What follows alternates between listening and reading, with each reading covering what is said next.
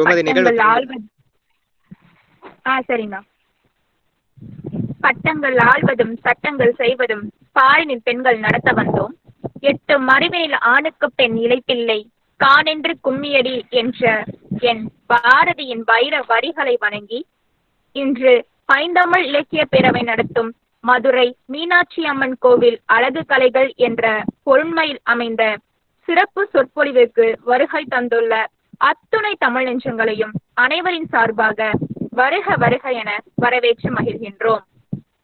தற்பொழுது நிகழ்வின் முதலாவதாக வரவேற்புரை வழங்கிட ஆந்திர பிரதேசம் குப்பத்தில் அமைந்துள்ள திராவிட பல்கலைக்கழகத்தில் முதுகலை தமிழ் பயின்று வருகின்றார். பைந்தமிழ் இலக்கிய பேரவையின் ஒருங்கிணைப்பாளர், சிறப்பு சொற்பொழிவாளர், பன்முக திறமை கொண்டவர், சிறந்த பேச்சாளர், தொலைநோக்கு சிந்தனை கொண்டவர், தன்னுடைய வாழ்நாளில் தமிழ் மொழிக்காக தொண்டுகள் செய்ய வேண்டும் என்று எண்ணக்கூடிய சிறந்த மொழிப்பற்றாளர். இவருடைய எழுத்துக்கள் எழுச்சியை பெறும், இவருடைய கவிதைகள் வாகை சூடும், இவரின் திறமைக்கு நிகர் இவரே என்று சொல்லிக்கொண்டே போகலாம். எங்கள் ஆரையும் சகோதரர் அதிவீர பாண்டியன் அவர்களை வரவேற்புரை மற்றும் அறிமுக உரை நல்கிற வருக வருக என வரவேற்று மகிழ்கின்றேன்.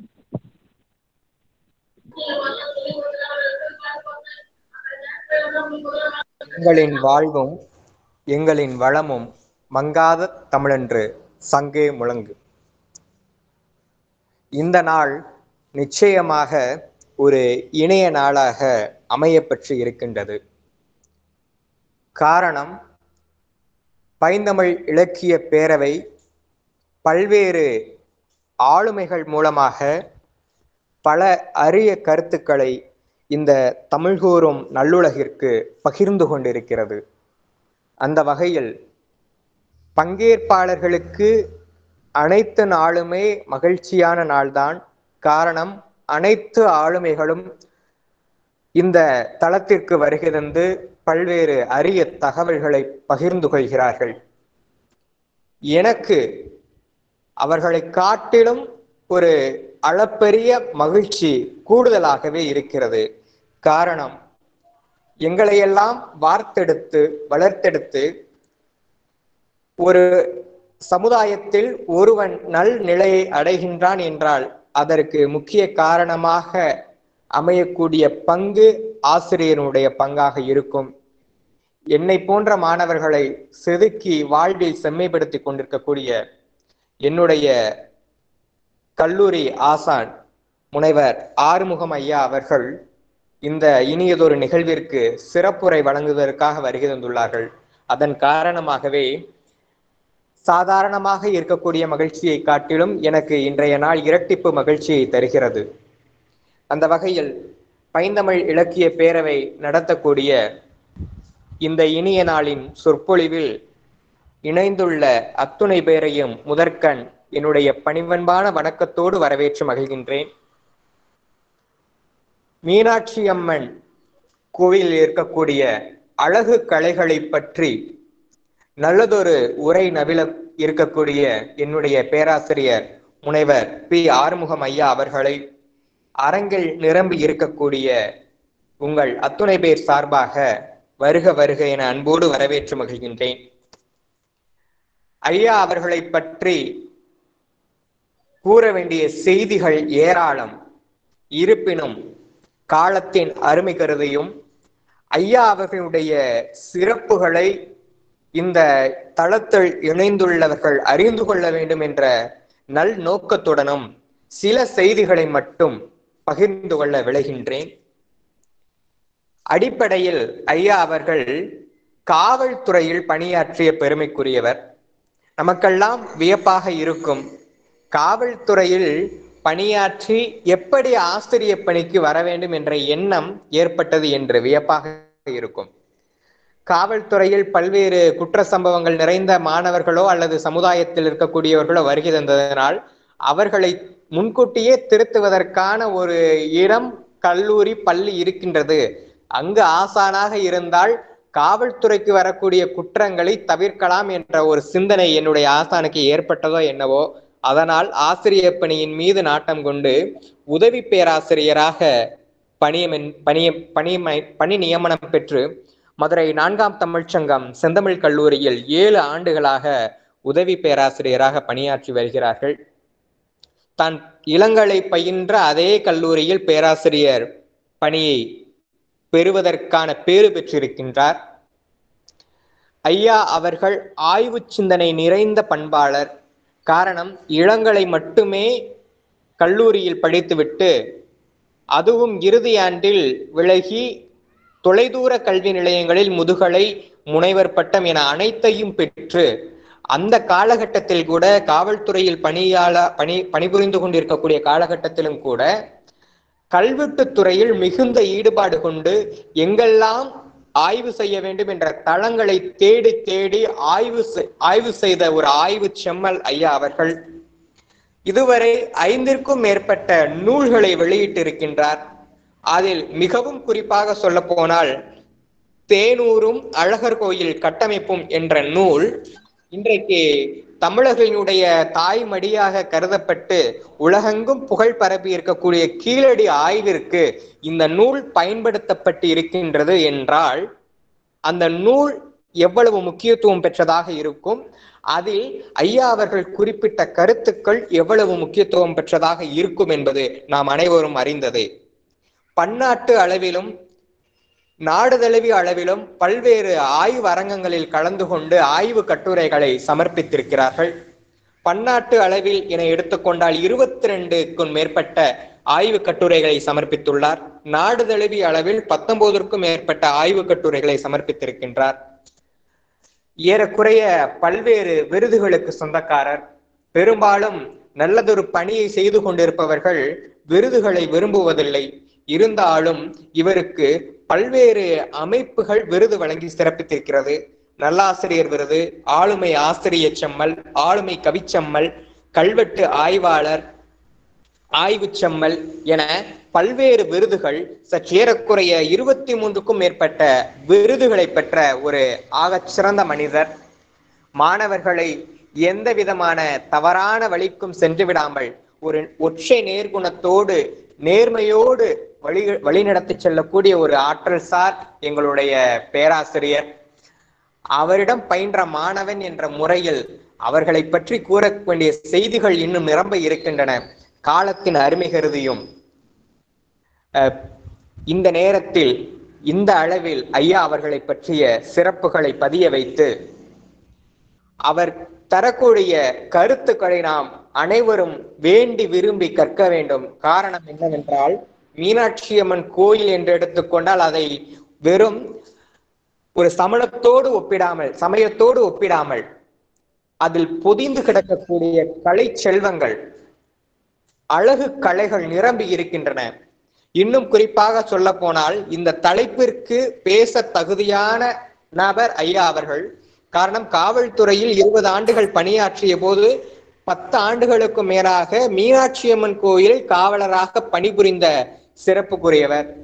அங்கு பணிபுரியும் போது மற்ற காவலர்களைப் போல் அல்லாமல் அங்கிருக்கக்கூடிய சிற்பங்களையும் கலைகளையும் ஆய்வு நோக்கில் அணுகியதன் விளைவே இது போன்ற ஆய்வு கட்டுரைகள். எனவே அதனை நாம் நிச்சயமாக பயன்படுத்தி கொள்ள வேண்டும். மற்றும் இந்த இனியதொரு நிகழ்விற்கு நன்றி உரை நவில காத்து கொண்டிருக்கக்கூடிய என்னுடைய அன்பிற்கினிய சகோதரரும் பைந்தமிழ் இலக்கிய பேரவையினுடைய இணை செயலாளருமாகிய தெய்வம் அவர்களையும், என்னுடைய அன்பிற்கினிய சகோதரி கோமதி அவர்கள் இந்த இனியதொரு நிகழ்வினை தொகுத்து வழங்கி கொண்டிருக்கிறார்கள், அவர்களையும், எங்களது பைந்தமிழ் இலக்கிய பேரவையின் தலைமை ஆலோசகர் முனைவர் மா முரளி ஐயா, பைந்தமிழ் இலக்கிய பேரவையினுடைய செயலாளர் சகோதரி அமிதா, பைந்தமிழ் இலக்கிய பேரவையினுடைய செல்வராணி, பைந்தமிழ் இலக்கிய பேரவையினுடைய நெறியாளர் சகோதரி செல்வராணி மற்றும் இந்த இணைய வழியில் இணைந்துள்ள அத்துணை தமிழ் சொந்தங்களையும் வருக வருக என அன்போடு வரவேற்று மகிழ்கின்றேன். நான் இன்னொரு செய்தியை மட்டும் கூறி என்னுடைய வரவேற்புரைக்கு முற்றுப்புள்ளி வைத்து ஐயா அவர்களுடைய சிறப்புரைக்கு வழிவிடுகிறேன். இந்த பைந்தமிழ் இலக்கிய பேரவை 6 மாணவர்கள் ஒன்றிணைந்து நடத்தி கொண்டிருக்கின்றோம் இணைய வழியில் பல்வேறு நிகழ்வுகளில். அதில் 3 மாணவர்கள் நான் மற்றும் சகோதரர் தெய்வம் மற்றும் சகோதரி செல்வராணி இந்த மூவரும் ஐயா அவர்களுடைய மாணவர்கள் என்று சொல்லிக் கொள்வதில் இந்த தருணத்தில் பெருமை கொள்கின்றோம். ஐயா அவர்களுடைய உரைக்கு வழிவிட்டு இடம் அமர்கிறேன். நன்றி, வணக்கம்.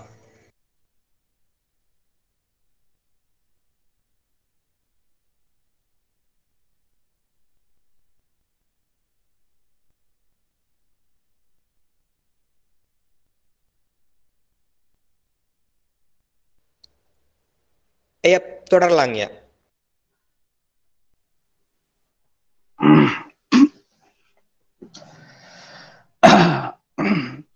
அருள்மலை ஒளியும் சுடர்மணி வெளியே, அருள்மலை ஒளியும் சுடர்மணி வெளியே,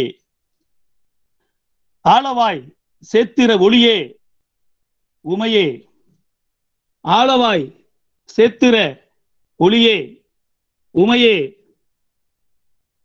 வருவினை தீர்க்கும் செகச்சனை நீயே, வருவினை தீர்க்கும் ஜெகச்சனை நீயே, வைகை தலைவி சரணம் தாயே, வைகை தலைவி சரணம் தாயே.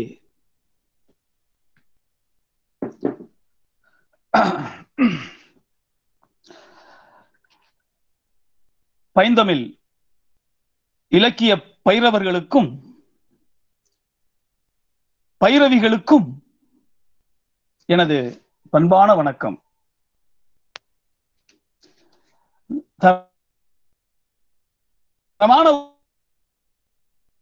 செய்து கொண்டிருக்கிற தாமோதரன் தம்பி அவர்களுக்கும், நிகழ்ச்சி தொகுப்பில்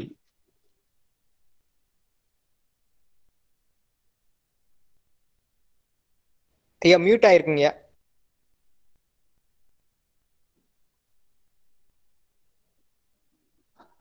அது முதல்ல கேட்கலையா? இப்ப கேக்குதா? கேட்டுங்க, இப்பதாங்க மியூட் ஆயிருக்கு. சரி. பைந்தமிழ் இலக்கிய பைரவர்களுக்கும் பைந்தமிழ் இலக்கிய பைரவிகளுக்கும் எனது பண்பான வணக்கம். தரமான ஒரு பணியை செய்து கொண்டிருக்கிற தாமோதரன் அவர்களுக்கும், நிகழ்ச்சி தொகுப்பில் கோம்பை உச்சியாய் திகழ்கின்ற கோமதி அம்மா அவர்களுக்கும், வரவேற்புரை நல்கிய எனது மாண்புமிகு மாணவன் வி அதிவீர பாண்டியனார் அவர்களுக்கும், நன்றியுரை வழங்க இருக்கிற தெய்வம் அவர்களுக்கும், மிகச்சிறந்த ஆலோசகராக இந்த பைத்தமிழ் இலக்கிய பேரவைக்கு உதவி செய்து வருகிற முரளி ஐயா அவர்களுக்கும், எனது மாண்புமிகு மாணவி செல்வராணி அவர்களுக்கும், இணைய வழியில் இணைந்துள்ள எனது இனிய தமிழ் சொந்தங்களுக்கும் என் முதற்கண் வணக்கம். தலைப்பு மீனாட்சி அம்மன் கோயில் அழகு கலைகள். தாமோதரன், நம்ம போயிடலாமா? தாமோதரன் ஸ்கிரீன் ஷேர் பண்ணிருங்க. முதல்ல மீனாட்சி அம்மன் கோயில்ல சித்திரை கவின்னு சொல்லிட்டு ஒரு கவி இருக்கு. மொத்தம் 3 கவிகள் இருக்கு. மீனாட்சி அம்மன் கோயில்ல 3 இடத்துல சித்திரை கவிகள் இருக்கு. அதாவது சித்திரங்கள்ல வரையக்கூடிய இறை கவிகள். அதாவது அந்த இறைவனுக்கும் அந்த கவிதைக்கும் தொடர்பு இருக்கும். அந்த கவிதையை வாசித்தால் பாத்தீங்கன்னா, அந்த கவிதையை வாசித்தால் அந்த இறைவனுக்கும் அந்த அந்த கவிதைக்கும் தொடர்பு இருக்கும். அந்த தொடர்பிலே இறைவனுடைய புராணங்கள் வெளிப்பட்டிருக்கும். 4 கவிகள்ல ஒரு வகையான கவி சித்திர கவி. அது இறைகவி. ஒற்றை இல்லாமல் பாடுவது, ஒற்றை எழுத்து ஒரு இடத்துல கூட இருக்காது. மீனாட்சி அம்மன் கோயில்ல ஆனக்கோட்டகத்துக்கு எதிர்த்தாப்புல வன்னிமர விநாயகர் கோயில் இருக்கு. அந்த வன்னிமர விநாயகர் கோயிலுக்கும்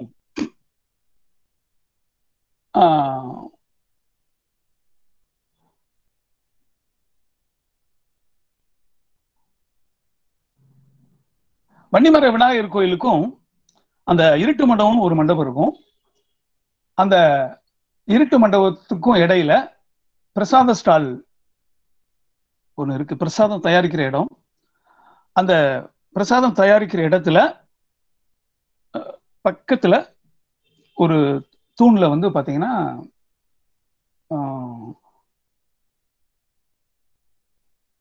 ஒரு சித்திரக்கவி இருக்கு. அந்த சித்திரக்கவியை முதலாக படியெடுத்து அடியன் தான் வெளியிட்டேன். அந்த தாமூரன் அந்த இதை காணோம், அந்த சித்திரக்கவியை காணோம். சித்திரக்கவியை போட்டு விடுங்களேன். ஃபர்ஸ்ட் படம் அப்படியே கொஞ்சம் ஜூம் பண்ணுங்க. இதுதான் வந்து சித்திரக்கவி. இந்த கவி வந்து என்னன்னு பாத்தீங்கன்னா நீலகாலி கணாயணி, நீலகாலி கணாயணி, நீலகாலி கணாயணி, நீ எனாமலை வேகனி, நீக வேடனும் ஆகினி, நீகிமா கரிகாலனி. இதுதான் சென்ட்ரல்ல பாத்தீங்க அப்படின்னு சொன்னா, சென்ட்ரல்ல பாத்தீங்கன்னா நீ என்ற ஒரு சொல்றது. இதுல பாத்தீங்க அப்படின்னா எந்த சொல்லையுமே வந்து பாத்தீங்கன்னா ஒற்றெழுத்து கிடையாது. இதுக்கு ஒற்றெழுத்து பா என்றுதான் ஒரு பெயர். ஒற்றெழுத்துக்கள் இருக்காது, அதாவது புள்ளி வச்சு எழுத்துக்கள் இருக்காது. பெரும்பாலும் கல்வெட்டுகள்ல வந்து புள்ளி வச்ச எழுத்துக்கள் இருக்காது. ஏன் அப்படின்னா புள்ளி வச்ச கல்ல வந்து எழுத்தணும் அப்படின்னா கல் உடைஞ்சு போயிடும். பொதுவாவே வந்து அதனாலதான் அந்த சித்திர கவிகள் வந்து அதிகமா கோயில்கள்ல இருக்குது. ஒற்றெழுத்து பா என்றுதான் பேரு. இந்த சென்ட்ரல் இருக்க எழுத்து வந்து நீ. நீ அப்படின்றது யாரை குறிக்கும் அப்படின்னா முன்னிலையாக சிவனை குறிக்கும். சிவனை குறிக்கும். நீ என்பது அந்த இடத்துல சிவன். எல்லாரும் அந்த சிவனை ஞாபகம் வச்சுக்கோங்க. சென்ட்ரல்ல வந்து சிவன் இருக்காரு. அப்படியே பக்கவாட்டுல நான் வந்து அம்புக்குறி போட்டிருக்கேன் பாருங்க. அப்படியே அந்த அம்புக்குறி வழியாவே அப்படியே வாட்சி பாத்தீங்கன்னா அந்த சொல் நமக்கு கிடைக்கும், அது ஒரு பாடல் கிடைக்கும். ஃபர்ஸ்ட் வந்து பாத்தீங்கன்னா நீ அப்படின்னு சொல்லிட்டு அந்த வலதுபுறமாக அப்படியே வாசிச்சு பாருங்க. நீலகாலி கணாயணி, நீலகாலி கணாயணி. அதாவது அவுணர்கள், அதாவது அரக்கர்கள் தேவர்களை வந்து ரொம்ப டிஸ்டர்ப் பண்ணுவாங்க. அப்ப தேவர்கள் ஓடி போய் சிவன்கிட்ட வந்து என்னை காப்பாத்துங்க அப்படின்ற மாதிரி சொல்லுவாங்க. அப்ப சிவன் வந்து காளியனுடைய கண்கள்ல தோன்றி அந்த அசுரர்களை அழிப்பார். இந்த புராண செய்தி தான் முதல் வரி. அடுத்து அப்படியே போன வழியில இருந்து அப்படியே திரும்புவாங்க. அதாவது நீ அனாமலை வேகனி, ஃபர்ஸ்ட் ஒரு இது முடிஞ்சு. அடுத்து பாருங்க நீ எனாமலை வேகனி அப்படின்னா நீ, அதாவது சிவன், சிவனே நீ அன்று அண்ணாமலையில் வேகமாக, வேகம்னா நெருப்பு, நெருப்பாக தோன்றியவனே அப்படின்னு பொருள். அதாவது இந்த அடிமுடி தேடிய கதை உங்களுக்கு எல்லாருக்கும் தெரியும், இருந்தாலும் நான் தெரியாதவர்களுக்காக நான் சொல்றேன். அடிமுடி தேடிய கதை. அதாவது பிரம்மனுக்கும் பெருமாளுக்கும் ஈகோ வந்துடும், நான் தான் பெரியாளு, நான் தான் பெரியாளு அப்படின்னு சொல்லிட்டு. அப்ப ரெண்டு பேருக்கும் சண்டை மூண்டுரும். சண்டை மூண்டு சிவன்கிட்ட ஓடுவாங்க. நான் தானே பெரியவன், நான் தானே பெரியவன், நீ தானே பெரியவன் அப்படின்னு சொல்லிட்டு ஓடுவாங்க. அப்ப சிவன் வந்து ஒரு டெஸ்ட் வைப்பாரு. அந்த டெஸ்ட் என்னன்னு கேட்டீங்கன்னா அவருடைய முடியையோ அல்லது அடியையோ தொடணும். யாரு போய் ஃபர்ஸ்ட் தொடுறாங்களோ அவங்களுக்கு தான், அவங்க தான் பெரிய ஆளுன்னு சொல்லி பந்தயம் வச்சிருவாரு. அந்த பந்தயத்துல வந்து பெருமாள் பஞ்சு உருவம் எடுத்து பாதத்தை தொடுறதுக்காக, சிவனுடைய பாதத்தை தொடுறதுக்காக கீழே ஓடுவாரு. வானத்தை நோக்கி ஓடுவாரு, தலையை பிடி, சிவனுடைய தலையை தொட்டுடலாம் அப்படின்னு சொல்லி. அப்படியே போட்டி பந்தயம் வச்ச அடுத்த செகண்ட்ல நெடு நெடு நெடு நெடுன்னு அப்படியே வளர்ந்துருவாரு. வளர்ந்துகிட்டே இருப்பாரு. ரெண்டு பேரும் முயற்சி பண்ணுவாங்க, அத யாருமே முடியாம திருப்பி வந்து நானும் பெரிய இவரும் நீங்க தான் சிவனே பெரியாளு அப்படின்னு சொல்லி சிவன்கிட்ட வந்து சரண்டர் ஆவாங்க. அந்த புராணத்தை சொல்லக்கூடியது அடுத்த வரி. அடுத்து பாத்தீங்கன்னா நீங்க வேடனும் ஆகினி, அப்படியே மேல வரும். அப்படியே நீல இருந்து அப்படியே ஆரம்பிச்சு அப்படியே ரவுண்ட்ல மேல வரும். நீங்க வேடனும் ஆகினி. அர்ச்சுனன் வந்து நம்ம தான் பெரிய ஆளுன்னு சொல்லிட்டு அகம்பாவமா இருப்பாரு. அத வந்து அர்ச்சுனனுடைய அகம்பாவத்தை அழிக்கக்கூடிய புராணம் அது. நீகிமா கரி காலனி, அடுத்த வரி, கடைசி வரி, நீகிமா கரி காலனி. அதாவது இதுவும் அந்த தேவர் அசுரர்களுடைய போராட்டம். அசுரர்கள் வந்து தேவர்கள் இது பண்ணுவாங்க. அப்ப வந்து தேவர்கள் வந்து சிவன்ட்ட ஓடி வருவாங்க. இதேதான். அப்ப ஒரு அசுரனை வந்து வதம் செய்வாரு. அப்படியே உரிச்சு சிவன் வந்து தோலை உரிப்பாரு, அடிச்சு தோலை உரிப்பாரு. திருநாவுக்கரசு தேவாரத்தில் வரும், மத்தனை மதையானை உரித்தையன் சித்தனை திரு அண்ணா மலையனை அப்படின்னு சொல்லி வரும். இந்த 4 வகையான புராணங்கள் தான் இந்த சித்திரக்கவியில இருக்குது. தாமோதரன் சார் அடுத்த அந்த ரியல் கல்வெட்டை கொஞ்சம் பாருங்க. நீங்க இப்ப நான் வந்து மஞ்சளா உங்களுக்கு வட்டமா சொன்னது உங்களுக்கு புரியறதுக்காக நானா வரைஞ்சு அச்சு பதித்தது. தாமோதரன் சார் அந்த கல்வெட்டு காட்டுங்க. அந்த வன்னிமர விநாயகர் கோயில் கல்வெட்டு, ரியல் கல்வெட்டை கொஞ்சம் பாருங்க. தாமோதரன் சார், அதிவரன் சார், அந்த ரியல் கல்வெட்டை நீங்க பாருங்க. அது என்னன்னு நினைக்கிறாங்கன்னா, அது வந்து காளி கோயில்னு சொல்லிட்டு நாட்டுப்புற மக்கள் போய் வழிபடுறாங்க. அதுல அந்த தூண்ல இருக்கிற அந்த சித்திரை கவியை அதனுடைய மகத்துவம் தெரியாமல் அந்த அறநிலையத்துறையார் அதை மறைச்சிட்டாங்க. அதுல வந்து மிகப்பெரிய சிவனுடைய புராண தத்துவம் இருக்கிறது.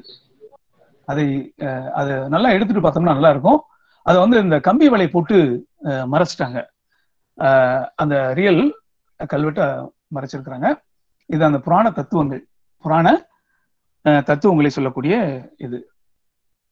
இதுதான் நண்பர்களே, பாருங்க, இதுதான் அதனுடைய இது வந்து வெளியில தெரியல.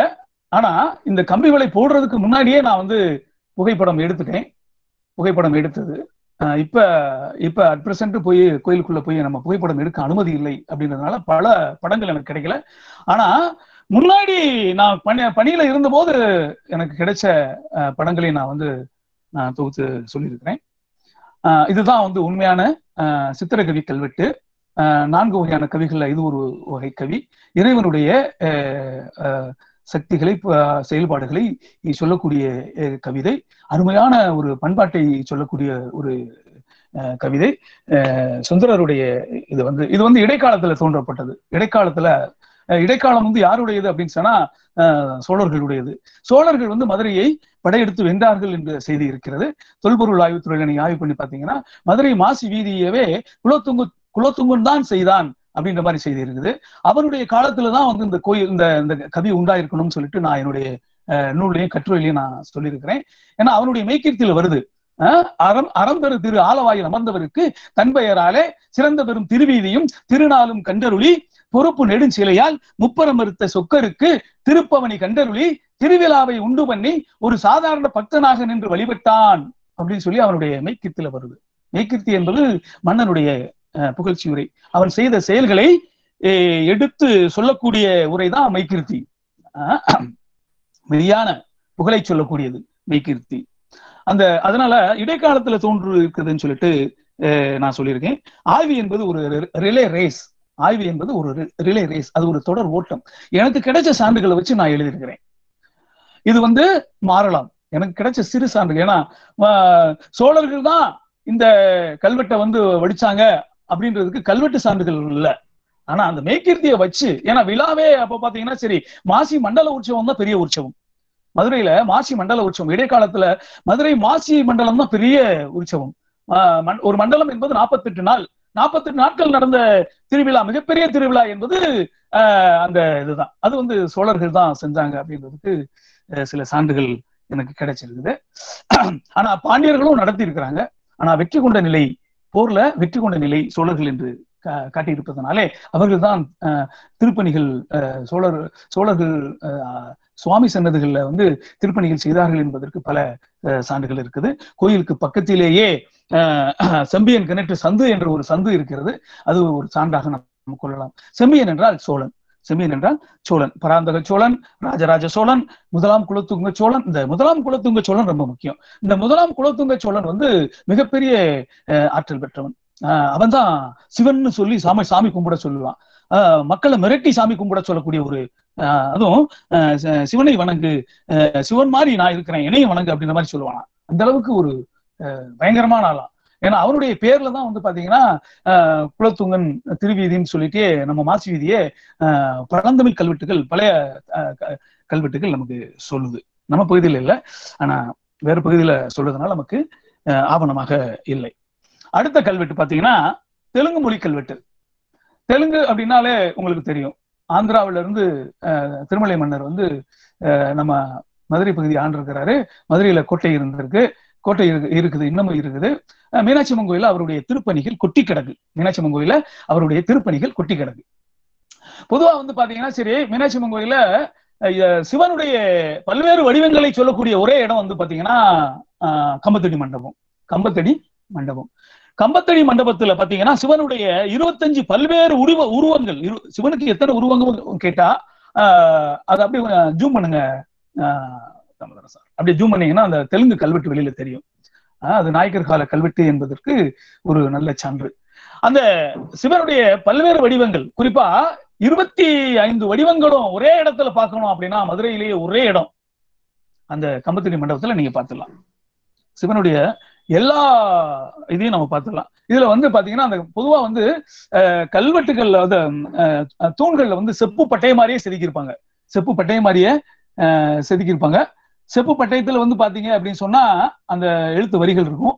இது தெலுங்கு மொழி கல்வெட்டு. இத டீப்பா சொன்னோம்னு சொன்னா நம்ம பேச்சினுடைய தலைப்பு மாறிடும். அதனால இன்னொரு இதில் நம்ம அதை சொல்லிக்கலாம். தெலுங்கு மொழி கல்வெட்டு அது வந்து தூண்ல வந்து செப்பு பட்டய மாதிரியே இருக்கும். செப்பு பட்டய மாதிரியே வடிச்சிருப்பாங்க. அதை வச்சா நம்ம வந்து கண்டுபிடிச்சா நம்ம அங்க எழுத்துக்களை கண்டுபிடிச்சிருக்கலாம். பல்வேறு இடங்களை நான் கண்டுபிடிச்சேன். அடுத்து பாருங்க சிற்பக்கலை. தாமரம் சிற்பக்கலைக்கு போயிடலாம். தாமரம் சார், சிற்பக்கலை பொதுவா வந்து சிற்பங்கள்ல வந்து இறைவன் வந்து எழுந்தருளி இருக்கிறான் என்ற ஒரு செய்தி உண்டு. அதனாலதான் வந்து நமக்கு பாடல்களையே நம்ம வந்து பார்க்கலாம். இறைவன் படைத்த உலகில் எல்லாம் மனிதன் வாழுகிறான், மனிதன் படைத்த சிலையில் எல்லாம் இறைவன் வாழுகிறான். சிற்பங்கள்ல வந்து இறைவன் வாழுகிறான் என்ற ஒரு சூழல் இருக்கு. மதுரை மீனாட்சி அம்மன் கோயில் சிற்பக்கலைக்கு ஒரு மிக சிறந்த எடுத்துக்காட்டாக அமைந்த கோயில். வேர்ல்டுலயே வந்து அதிகமான சிற்பம் வந்து மீனாட்சி அம்மன் கோயில தான் இருக்கு. 33,000 சிற்பங்கள் கொண்ட ஒரே கோயில் மதுரை மீனாட்சி அம்மன் கோயில். உலகிலேயே அதிகமான சிற்பங்களை கொண்ட கோயில் மதுரை கோயில். நான் சொல்லிக்கொள்ள பெருமைப்படுகிறேன். இங்க பிறந்திருக்கோம் அப்படின்னு சொல்ல நான் ரொம்ப மகிழ்ச்சியா நான் சொல்லிக்கொள்ள கடமைப்பட்டிருக்கிறேன். அதிசயமான சிற்பங்கள் நிறைய இருக்கு. குறிப்பா பெண் விநாயகருடைய சிற்பம் அருமையா இருக்கு. புருஷாமிருகம் அதெல்லாம் பாத்தீங்கன்னா சரி, அந்த பரிணாம வளர்ச்சியை காட்டக்கூடிய ஒரு அற்புதமான சிற்பங்கள் நிறைய இருக்கு. முழு உருவ சிற்பம், புடைப்பு சிற்பம்னு சொல்லி சிற்பங்கள்ல பல வகை இருக்குது. அதாவது புடைப்பு சிற்பம்ன்றது வந்து பின்பகுதியில வந்து நம்ம பார்க்க முடியாது, முன்பகுதியில மட்டும்தான் பார்க்க முடியும். முழு உருவ சிற்பம்ன்றது எல்லா சிற்பத்தையும் நம்ம பார்க்கலாம், எல்லா சிற்பத்தினுடைய ஊர்கள் எல்லாமே பார்க்கலாம். அடுத்து பஞ்சலோக சிற்பங்கள், 5 உலோகங்களை வச்சு சொல்லக்கூடியது பஞ்சலோகம். தூண் சிற்பம், தரைச்சிற்பம். தரைச்சிற்பம் வந்து மீனாட்சி அம்மன் கோயில்ல நிறைய நான் கண்டுபிடிச்சிருக்கேன். குறிப்பா அது பின்னாடியே நீங்க பார்க்கலாம். நான் சொல்றேன் நான். குரங்கு சிற்பம், உடும்பு சிற்பம், சிங்க சிற்பம், யாழி சிற்பம், யானை சிற்பம், பன்றி சிற்பம், சந்திரர் சூரியர் சிற்பம், ஆண்குறி சிற்பம், யோனி சிற்பம், இதெல்லாம் வந்து நம்ம கோயில்கள்ல பார்க்கலாம். மீனாட்சி அம்மன் கோயில ஏகப்பட்ட இடத்துல இருக்குது. குரங்கு சிற்பம் ஏகப்பட்ட இடத்துல இருக்கு. தெற்கு கோபுரத்துல நீங்க பார்க்கலாம். தெற்கு கோபுரத்துல இறங்கணும்னு ஆடி வீதியில நின்றுட்டு அப்படியே தெற்க பாத்தீங்கன்னா மேல குரங்கு சிற்பத்தை பார்க்கலாம். குரங்கு சிற்பம் பொதுவா வந்து எதுக்காக வலிக்கிறது அப்படின்னு சொன்னா, குரங்கு புடிடா அப்படின்றாங்கல்ல, புடி நல்லா இருக்கும், வலிமையினுடைய குறியீடு, வலிமையினுடைய மறைபொருள், அதைத்தான் வந்து இந்த குரங்கு காட்டும். அடுத்து உடும்பு இருக்கும்.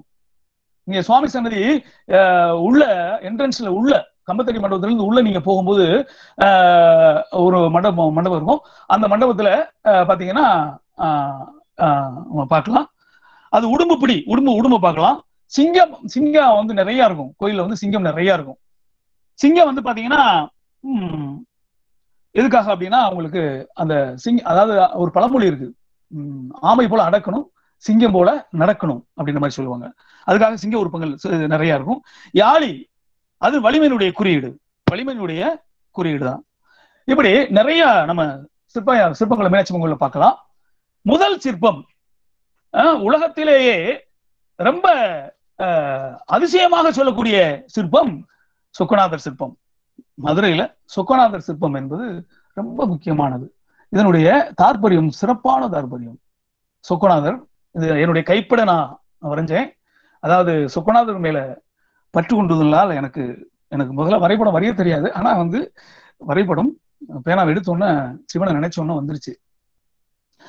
இந்த சொக்கநாதர் சிற்பத்துல நிறைய மறைபொருள் இருக்கு. நிறைய மறைபொருள். பொதுவாகவே சிற்பிகள் மறைமுகமாகத்தான் இதை சொல்லுவாங்க. அதாவது சொக்கநாதர் இருக்காரு. சொக்கநாதரை சுற்றி நான் 1, 2 போட்டிருக்கேன். 8 வரைக்கும் 8 போட்டிருக்கேன். 8 யானைகள் சுத்தி இருக்குது. 8 யானைகள் சுத்தி இருக்குது. அதுக்கடுத்து பாத்தீங்கன்னா சரி 32 சிங்கங்கள் இருக்கு. 32 சிங்கங்கள் இருக்கு. அதாவது 8 திசைக்கும் அதாவது தலா 4 சிங்கங்கள், மொத்தம் 32 சிங்கங்கள் இருக்கு. மொத்தம் 32 சிங்கங்கள் இருக்கு. அதே மாதிரி 8 திசைகளுக்கு ஒரு பக்கம் 16 பூதகணங்கள். ஆக சொக்கர் சன்னதியை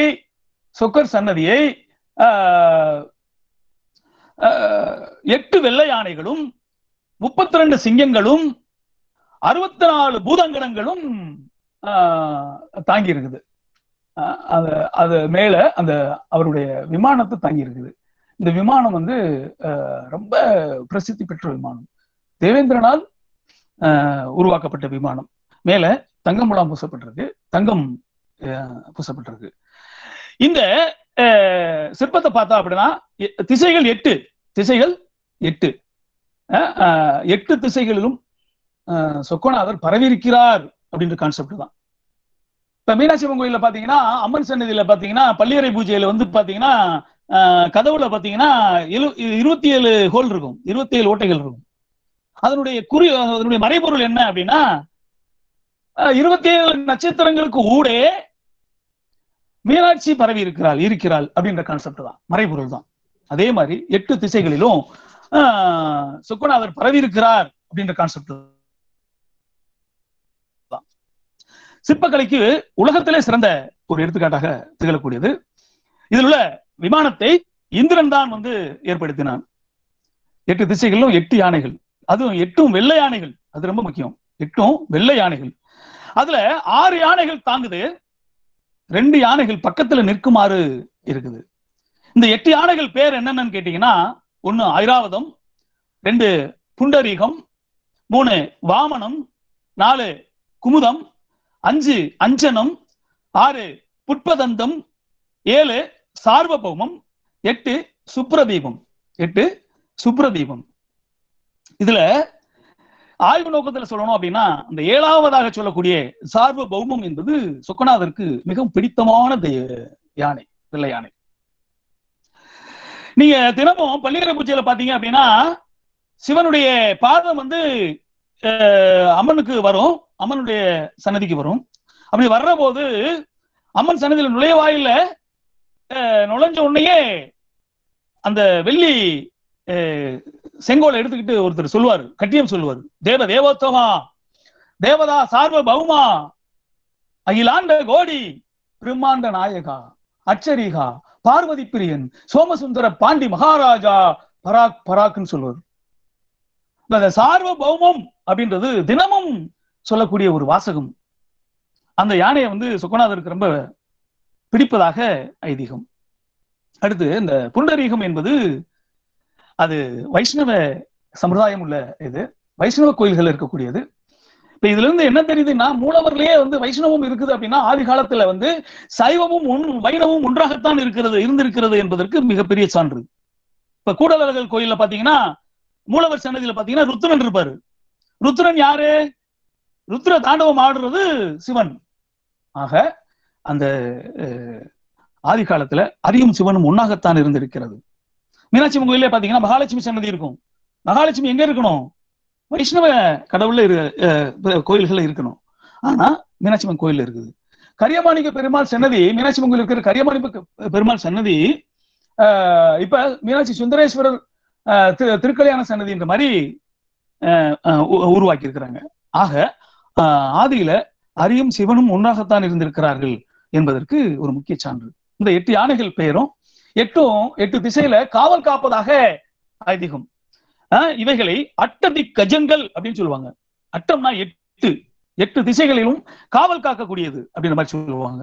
பண்டைய நாள்ல இந்திரனுடைய வெள்ளை யானைகளை வைத்துத்தான் வணங்கி இருக்கிறார்கள் தமிழர்கள் என்பதற்கு பல சான்றுகள் இருக்கிறது. இந்திரனை வணங்கவில்லை, முருகனை வணங்கவில்லை. ஆதி காலத்துல தமிழர்கள் முருகனுடைய வேலைத்தான் வழங்கி இருக்கிறார்கள். அதே போல இந்திரனுடைய இருதலை சூலத்தை வணங்கி இருக்கிறார்கள். இருதலை சூலத்தை வணங்கி இருக்கிறார்கள். இந்த இந்திரனுடைய யானைகளையும் கோயிலாக கட்டி வழிபட்டு இருக்கிறார்கள். இந்த வகை கோயிலைத்தான் சிலப்பதிகாரம் வெள்ளை யானை கோட்டம் என்று சொல்கிறது. சிலம்பு வஞ்சி காண்டத்துல நீங்க பாத்தீங்க அப்படின்னு சொன்னா செங்குட்டுவன் ஹீரோ. அதுல சிலம்பு வஞ்சி காண்டத்துல செங்குட்டுவன், சேரன் செங்குட்டுவன் ஹீரோ. அவனுடைய வீரத்தை வில்லவன் கோதை என்று ஒரு அமைச்சன் சொல்லுவான். தலைவா, கொங்கர் போர்க்களத்துல நீ போட்ட ஓடுல சோழன் புலிக்கொடியை போட்டுட்டு ஓடிட்டான்ல, அது மட்டுமா பாண்டியன் மீன்கொடியை போட்டுட்டு ஓடிட்டான்ல. இந்த செய்தி 8 திசையிலும் உள்ள காவல் யானைகளுடைய காதுகளுக்கு போய் சேர்ந்துச்சுல. அது அந்த உன்னுடைய வீர செய்தி என்னுடைய கண்ணை விட்டு இன்னும் அகலாம இருக்கு, கண்ணுக்குள்ளேயே இருக்கு அப்படின்ற மாதிரி சொல்லுவான் அந்த வில்லவன் கோதை என்ற அமைச்சன் சொல்லுவான். இதை சிலப்பதிகாரம் தெளிவா சொல்லும். கொங்கர் செங்கலத்து கொடுவரி கயல் கொடி பகைப்புறத்து தந்தனர் ஆயினும் ஆங்கவை திசைமுக வேளத்தின் செவியகம் புக்கன என்ற வரியால் அறியலாம். கொங்கர்னா கொங்கர் அப்படின்னு சொல்லிட்டு ஒரு இனம். கொங்கர் புளியங்குளம் சொல்றாங்களே, கொங்கர் இன மக்கள் அங்க வாழ்ந்திருக்கிறாங்கிறதுனால கொங்கர் புளியங்குளம்னு சொல்றோம்.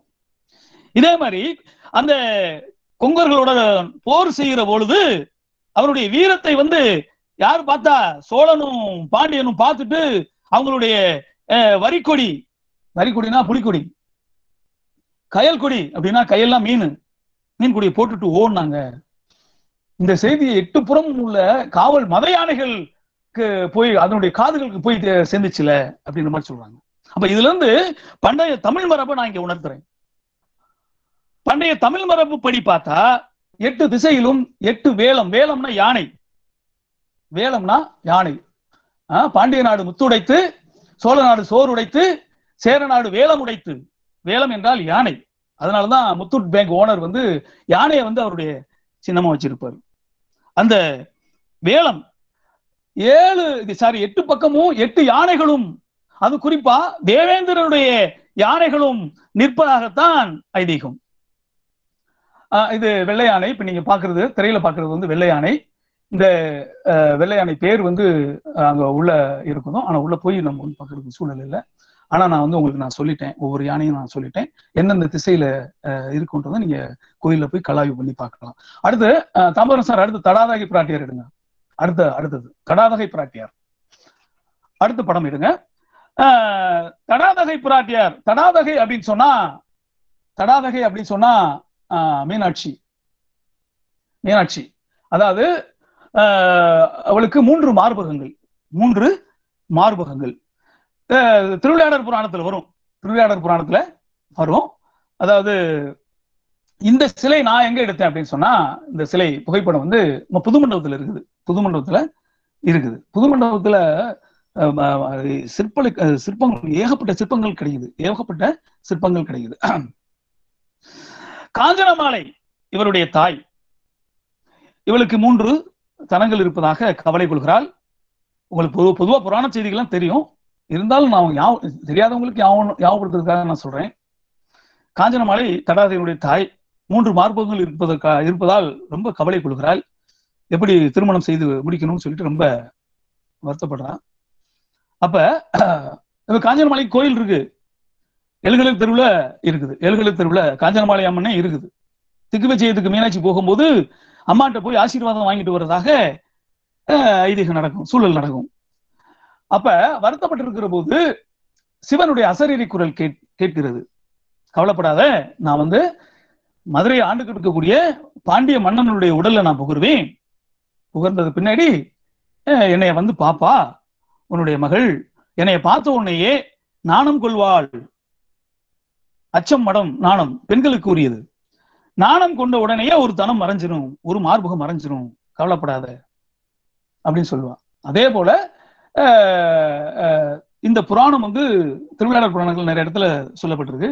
குறிப்பா கல்லாடம் தெளிவா சொல்லுது. நடைமுறையில் ஏற்றின் இடையில வைத்து முயன்ற இன்பத்திற்கு ஊமை உண்டனில் முளைமுன்று அணைந்த சிலனுடைய திருவினை அருமறை விதிக்க திருமணம் உணர்ந்து மதிகுலம் வாய்த்த மன்னவன் ஆகி மேதினில் புறக்கும் விதியுடைய நன்னால் நடுவூர் நகர் செய்து அடுவம் துடைக்கும் அருட்கு நிறுத்தி அர்ச்சனை செய்த தேவர் நாயகன் கூடல்வாள் இறைவன். இதுல இந்த சிற்பத்தினுடைய மறைபொருள் என்னன்னு கேட்டா, பெண்கள் நாணமுள்ளவர்கள், பெண்கள் நாணமுள்ளவர்கள், நாணம் பெண்களுக்குரியது. சிவனை பார்த்த உடனேயே, ஒரு ஆண்மகனை பார்த்த உடனேயே நாணம் கொள்கிறாள். ரொம்ப வீரமான பொண்ணு மீனாட்சி. 8 திசைகளும் போர் புரிந்து கைலாய வரைக்கும் வெற்றி கொண்ட ஒரு மாபெரும் தலைவி. சிவனை பார்த்த உடனேயே அவளுக்கு நாணம் ஏற்பட்டு ஒரு தனம் மறைகிறது. இது மறைபொருளாக சொல்லப்படுகிறது. மதுரை மாண்பு அப்படின்ற ஒரு இதுல நான் படிச்சிருக்கேன். உரைசை பூன்முலை தடாகை மடவரல் பிராட்டி வரைசை தார் முடிவேந்து தன்குடை மண்வேந்தன் அரசு செய்தார் கன்னிநாடு அப்படின்ற மாதிரி சொல்றாங்க. தடாதகை அரசு செய்ததால், அரசாங்கம் செய்ததால், மீனாட்சி அரசாங்கம் செய்ததால் பாண்டிய நாட்டுக்கு கன்னிநாடு என்ற பெயர் இருந்திருக்கிறது. இன்னும் தெளிவா நிறைய சொல்லிக்கிட்டே போலாம்.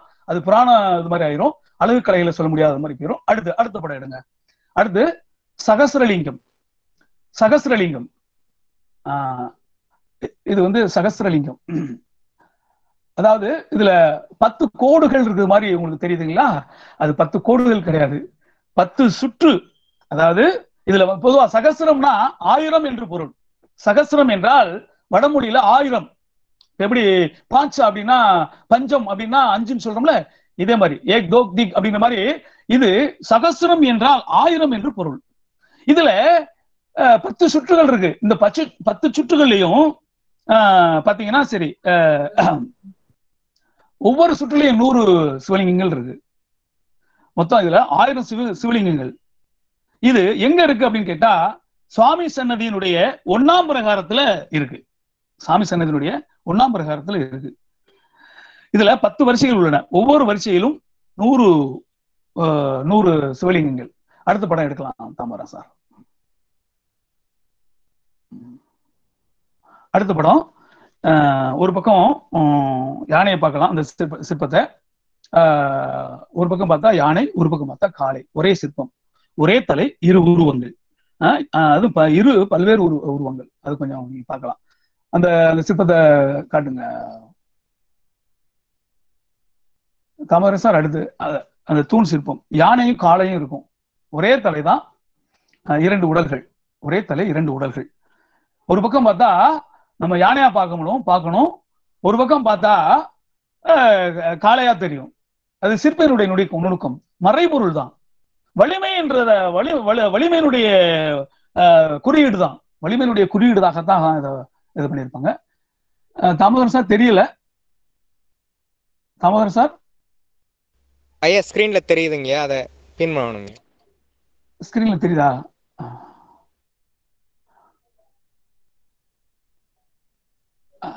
காணமே.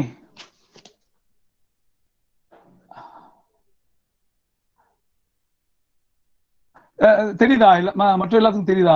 அது தெரியுதா? எல்லாருக்கும் தெரியுதுங்க ஐயா. தெரியுதுங்க ஐயா.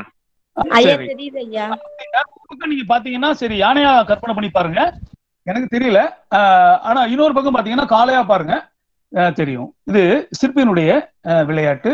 இது வலிமையினுடைய மறைபொருள், குறிப்பு பொருள். அடுத்து பாருங்க ஜிம்னாஸ்டிக்.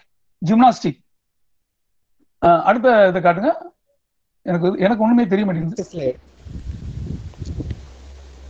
அடுத்து ஜிம்னாஸ்டிக், ஏன்சியன்ட் ஜிம்னாஸ்டிக். ஜிம்னாஸ்டிக் இப்ப மட்டும் இல்ல, பழங்காலத்திலேயே ஃபேமஸா இருந்திருக்கு. அதுக்கு சிற்பங்கள், மீனாட்சி அம்மன் சிற்பங்கள் சான்று. அது தெரியுதா? எனக்கு தெரியல.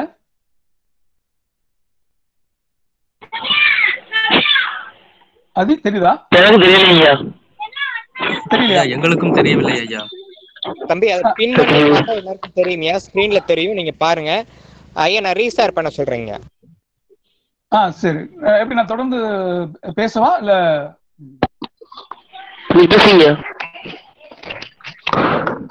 ஜிம்னாஸ்டிக் வந்து ஒரு சான்று. ஜிம்னாஸ்டிக் அது வந்து இது எங்க இருக்குன்னு கேட்டா சித்தர் சன்னதிக்கு ஏத்த மாதிரி இருக்குது. அதாவது அந்த பிரசாத் ஸ்டால் ஒண்ணு வச்சிருப்பாங்க பக்கத்துல, அந்த இந்த விளக்குகள்லாம் விற்கிற ஒரு இதுல. அதான் இந்த சித்தர் சன்னதி பக்கத்துல இருக்கு சார். தெரியுதா?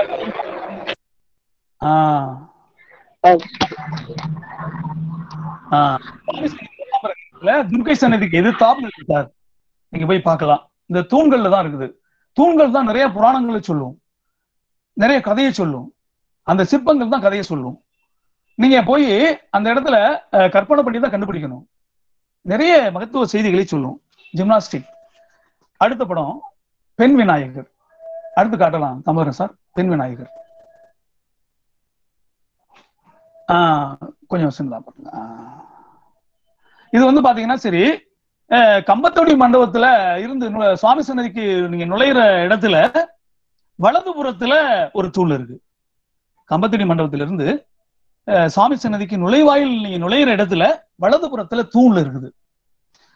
இந்த பெண் விநாயகருக்கு என்ன பெயர் சொல்றாங்க அப்படின்னா சரபை துர்க்கை கணபதி அப்படின்ற பேர் சொல்றாங்க. கணேசகி அப்படின்ற மாதிரி பேர் சொல்றாங்க. அதாவது கால் பகுதி சரபம் சிங்கம், கால் பகுதி சரபேஸ்வரர் போல இருக்கும், அதனால சரபை அப்படின்றாங்க. இந்த கால் பகுதியை பாத்தீங்கன்னா சரபை. மார்பகம் வந்து துர்க்கை போல இருக்கும், துர்க்கையினுடைய மார்பகம்ன்றது போல இருக்கும், அதனால துர்க்கையை கனெக்ஷன் கொடுக்குறாங்க. அது தலை வந்து பாத்தீங்கன்னா கணபதி போல் இருக்கும், அதனாலதான் சரபை துர்க்க கணபதி, துர்க்கை கணபதி அப்படின்னு சொல்றாங்க. கணேசகி அப்படிங்கிற மாதிரி சொல்றாங்க. சிற்பக்கலையில இப்படி எல்லாம் வந்து சிற்பியினுடைய மறைபொருளை நமக்கு உணர்த்தக்கூடிய ஒரு இதை பாத்தீங்கன்னா ரொம்ப சிறப்பா இருக்கும். மீனாட்சி அம்மன் கோயில்ல நிறைய நீங்க பார்க்கலாம், கூடலூர் கோயிலையும் நீங்க பார்க்கலாம். இந்த கணேசனுடைய உருவத்துல வந்து 12 ராசிகளும் அடங்கி இருக்குது. 12 ராசிகளுடைய அந்த பொருள் இருக்கு இல்லையா, இப்ப தனுசுனா வில்லு அம்பு அந்த மாதிரி இருக்கு இல்லையா, தராசு இந்த மாதிரி இருக்கு இல்லையா, இந்த 12 ராசிகளையும் பொருத்தி பாத்தீங்கன்னா அதனுடைய உட்பொருள் வெளிப்படும்ன்ற மாதிரி சொல்றாங்க. அப்ப தூண்ல வந்து எந்த அளவுக்கு அழகு கலைகளை வந்து பொறிச்சிருக்கிறாங்கன்னு பாருங்க. 12 ராசிகளும் இதுல அடக்கும்ன்ற மாதிரி சொல்றாங்க. கூடலூர் பெருமாள் கோயில்ல பாத்தீங்கன்னா அட்டாங்க விமானம், அந்த மேல பாத்தீங்கன்னா சரி, அந்த விமானத்துல பெண் விநாயகரை நீங்க பார்க்கலாம். அடுத்து எடுங்க சார், தரைச்சிற்பம். அடுத்து தரைச்சிற்பம் தாமோதர் சார். அடுத்து தரைச்சிற்பம் போகலாம். தரைச்சிற்பம் இது வந்து தரையில இருக்குது, தரையில தான் இருக்குது. மீனாட்சி அம்மன் நீங்க மேக்சிமம் 190% பக்தர்கள் பார்த்திருக்க வாய்ப்பே இல்லை. மீனாட்சி அம்மன் சன்னதிகளோட நுழைவாயில் இருக்கு, நுழைவாயில்ல அந்த கொடிக்கம்பத்துக்கு எதிர கீழே தரையில இருக்கு. அதாவது சென்ட்ரல்ல வந்து திருமலை மன்னர் இருக்கிறாரு, இரு பக்கமும் வந்து அவருடைய மனைவிகள் இருக்கிறாங்க. பக்கத்துல ஒரு சின்ன உருவம் இருக்கு பாருங்க. அதை வந்து நான் என்னுடைய ஆய்வுல வந்து கருதுகோளா நான் சொல்லியிருக்கிறேன், அனுமானமா சொல்லியிருக்கிறேன். ஏன்னா திருமலை நாயக்கர் வந்து 2 தீட்சிதர்களைத்தான் பக்கத்திலே வச்சுக்கிடுவாராம். அவங்க இல்லாம வந்து என்ன செய்ய மாட்டாராம், எங்கேயும் போகவே மாட்டாராம். இவர் பேர் நீலகண்ட தீட்சிதராக இருக்கலாம் என்று நான் அனுமானமாக சொல்கிறேன். ஏன்னா நீலகண்ட தீட்சிதர் தான் மீனாட்சி அம்மன் கோயில்லையும் சரி, வெளிப்புறங்கள்லையும் சரி, சைவ சம்பந்த தொடர்பான பல்வேறு திருப்பணிகளை திருமலை மன்னருக்கு சொன்னார் என்று மாதிரி நம்ம வரலாறு படிக்கிறோம். ஆக இந்த தரைச்சிற்பம் வந்து சென்ட்ரல்ல இருக்கு, வணங்கிய போல 3 உருவங்கள் இருக்கு. அந்த 3 உருவமே நடுவுல வந்து திருமலை மன்னர், இருபுறமும் வந்து அவருடைய மனைவிகள், பக்கத்துல நீலகண்ட தீட்சிதர். தீட்சிதர் அப்படின்னா தீட்சை வாங்கியவர்கள் அப்படின்ற மாதிரி பொருள், சரிங்களா? கூடல் அழகர். இந்த கூடலழகர் கோயில நம்ம வந்து தரை சிற்பத்தை பார்க்கலாம். அந்த என்ட்ரன்ஸ்ல நுழைவாயில நீங்க பார்க்கலாம். பொதுவா தரை சிற்பம் எதுக்காக போடுறாங்க அப்படின்னு சொன்னா, அவர்கள் செய்த பாவத்திலிருந்து அவர்கள் விடுபடுவதற்காக இதை செய்தார்கள் அப்படின்ற மாதிரி சொல்றாங்க. பக்தர்கள் அனைவரும் இவர்களை மிதித்து செல்ல வேண்டும் என்ற ஒரு என்பது இவர்களுடைய ஆசை. அப்படி செஞ்சா அவங்க பாவத்திலிருந்து அவங்க விடுபட்டதாக அவங்க நினைச்சிருக்கிறாங்க. இந்த இடத்துல இருந்துதான் கட்டியம் சொல்லக்கூடிய இது ஆரம்பிக்கும். அடுத்த படத்துக்கு நம்ம போகலாம். குரங்கு சிற்பம். தாமோதரன் சார் குரங்கு சிற்பத்துக்கு போகலாம். இதுல பாருங்க, குரங்கு சிற்பம் சாமி சன்னதியில நுழைவாயில நீங்க என்ட்ரன்ஸ்ல அந்த பெண் விநாயகருக்கு பக்கத்திலேயே நீங்க பார்க்கலாம். அணுக்கை விநாயகர்னு சொல்லிட்டு ஒரு தூண்ல ஒருத்தர் இருப்பாரு. அந்த அணுக்கை விநாயகருக்கு கீழே என்ட்ரன்ஸ்ல இடதுபுறமாக பார்க்கணும். வலதுபுறம் பார்த்தால் பெண் விநாயகர், இடதுபுறம் பார்த்தால் இந்த குரங்கு சிற்பம். அதாவது ஒரே தலை, 3 உடல்கள். அதாவது சென்டர்ல உட்கார்ந்துட்டு இருக்கிற மாதிரி ஒரு உருவம், சைட்ல இருந்து உட்கார்ந்துட்டு இருக்கிற மாதிரி ஒரு உருவம், கிளையிலிருந்து தாவி வருவது போல ஒரு உருவம். ஆக ஒரே தலை 3 உருவம். இதெல்லாம் மறைபொருள். குரங்குன்றதை ஏற்கனவே உங்களுக்கு சொன்னேன், வலிமையினுடைய குறியீடு, குரங்கு புடி அப்படின்ற மாதிரி தான். அடுத்து குரங்கு சிற்பம் 2. அடுத்த படத்துக்கு போலாம் தாமோதரன் சார். அடுத்த படத்துக்கு போலாம். ஆயிரங்கால் மண்டபத்துல நீங்க பார்க்கலாம். பாருங்க, இத பெரும்பாலும் நீங்க பார்த்திருப்பீங்க. ஆயிரங்கால் மண்டபத்துல 2 தலை 4 உடல்கள். 4 திசையிலையும் ஒவ்வொரு திசையிலையும் நீங்க பாத்தீங்கன்னா ஒவ்வொரு குரங்கு உங்களுக்கு தெரியும். 2 தலைகள் 4 உடல்கள். இதுவும் சிற்பத்தினுடைய மறைபொருள் அப்படின்னு பார்த்தா வலிமையினுடைய குறியீடு தான். அடுத்த படம் எடுங்க. அடுத்து சந்திரனும் சூரியனும். தாமோதரன் சார் அடுத்த படம் பாருங்க. இது வந்து சாமி சன்னதி நுழைவாயில ரைட் சைடு போனா வன்னியும் மரமும் சொல்லிட்டு ஒரு கிணறு நீங்க பாப்பீங்க. சாமி சன்னதிக்குள்ள 1ஆம் பிரகாரத்துல ரைட் சைடு போனீங்கன்னா வன்னியும் கிணறும் பாப்பீங்க. பொற்பொடியான சன்னதியை நீங்க பாத்துருவீங்க. அதே மாதிரி அப்படியே நுழைவாயிலுக்குள்ள அப்படியே என்ட்ரன்ஸ் ஆன உடனே மேல இடதுபுறமாக மேற்கூரையை நீங்க பாத்தீங்க அப்படின்னு சொன்னா, 1ஆம் பிரகாரத்துல நுழைஞ்ச உடனேயே மேல நீங்க பாத்தீங்க அப்படின்னு சொன்னா, கூரையில பாத்தீங்க அப்படின்னு சொன்னா, அந்த ஓவியங்கள் கூடயே ஒரு பக்கம் சந்திரனும் ஒரு பக்கம் சூரியனும் இருக்கும். நீங்க இனிமேல் போய் பாருங்க. பெரும்பான்மையான பக்தர்கள் இதை பார்த்திருக்க வாய்ப்பு இல்லை. இதெல்லாம் சிற்பங்களுடைய மறைபொருள், சிற்பங்களுடைய மறைபொருள். சிற்பங்களை நுணுகி ஆராய்ந்தால் நம்ம பார்க்கலாம். கவின் கலைகள் இதெல்லாம். கவின் என்றால் அழகு என்று பொருள். அழகுற அமைத்திருக்கிறார்கள் சில இதுலயே. பொதுவாகவே பாத்தீங்கன்னா கிட்டத்தட்ட மீனாட்சி அம்மன் கோவில்ல பாத்தீங்கன்னா ஒரு காவலாளிகள் பார்ப்பதற்கென்று சில துளைகள்லாம் வச்சிருக்கிறாங்க. கிட்டத்தட்ட ஒரு 50 துளைகளை நம்ம பார்க்க முடியும். தங்க கோபுரத்தை எப்படியெல்லாம் காவல் காத்திருக்காங்க அப்படின்னு சொன்னா, ஒரு 50 இடங்கள்ல இருந்து காவல் காத்திருக்கிறாங்க. சிகரங்காவல்னு கூட இப்பவும் காவல் காத்துக்கிட்டே இருக்கிறாங்க. இப்பவும் சிகரங்காவல்னு சொல்லி ஒரு காவல் முறை இருந்துகிட்டே இருக்குது. 50 முறைகள் ஒரு இடத்துல இருந்து 50 இதுல நான் பார்த்திருக்கேன். அது பூராமே நான் இது பண்ணிருக்கேன். இந்த சந்திரன் சூரியன் எதுக்காக இதுல வருகிறாங்க அப்படின்னா, பொதுவாக கொடி கம்பத்துல பார்க்கலாம். இது நிறைய இடத்துல நீங்க சந்திரன் சூரியன் பார்க்கலாம். இது நன்மை திருவார் கோயில்ல பொற்றாமரை குளத்துல பார்க்கலாம். நிறைய இடத்துல சந்திரன் சூரியன் வச்சிருப்பாங்க.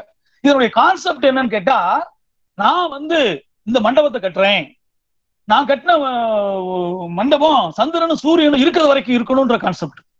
சந்திரனுக்கும் அழிவில்லை, சூரியனுக்கும் அழிவில்லை. அதான். சரி, அடுத்து எடுங்க. அடுத்து ஒரே தலை 3 உடல்கள். ஒரே தலை 3 மனித உடல்கள். அதை நம்ம பார்க்கிறோம். ஒரே தலை 3 உடல்கள். ஒரே தலை 3 உடல்கள். இது ஆயிரங்கால் மண்டபத்துல இருக்கு. அடுத்ததுக்கு போலாம் சார். அடுத்து சுதை சிற்பங்கள். சுதை சிற்பங்கள் மீனாட்சி அம்மன் கோயில்ல அதிகமாக அமைந்துள்ள சிலைகள் வந்து சுதை சிற்பங்கள் தான். இது உங்களுக்கு ஒரு சாம்பிளுக்காக நான் எடுத்திருக்கிறேன். இது வந்து சாம்பிளுக்காக நான் எடுத்திருக்கிறேன்.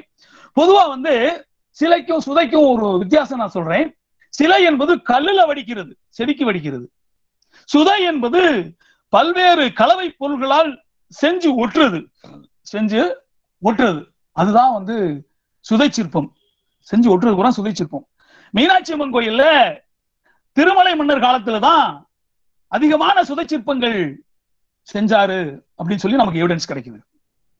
அதிகமான பணம் செலவு செய்து ஒடிந்த பழமையான கற்களை மற்றும் கூடாரங்களை பிடுங்கி நலமாய் அமைத்து காரையோடு பழுதில்லாமல் வெள்ளச்சாறு விட்டு.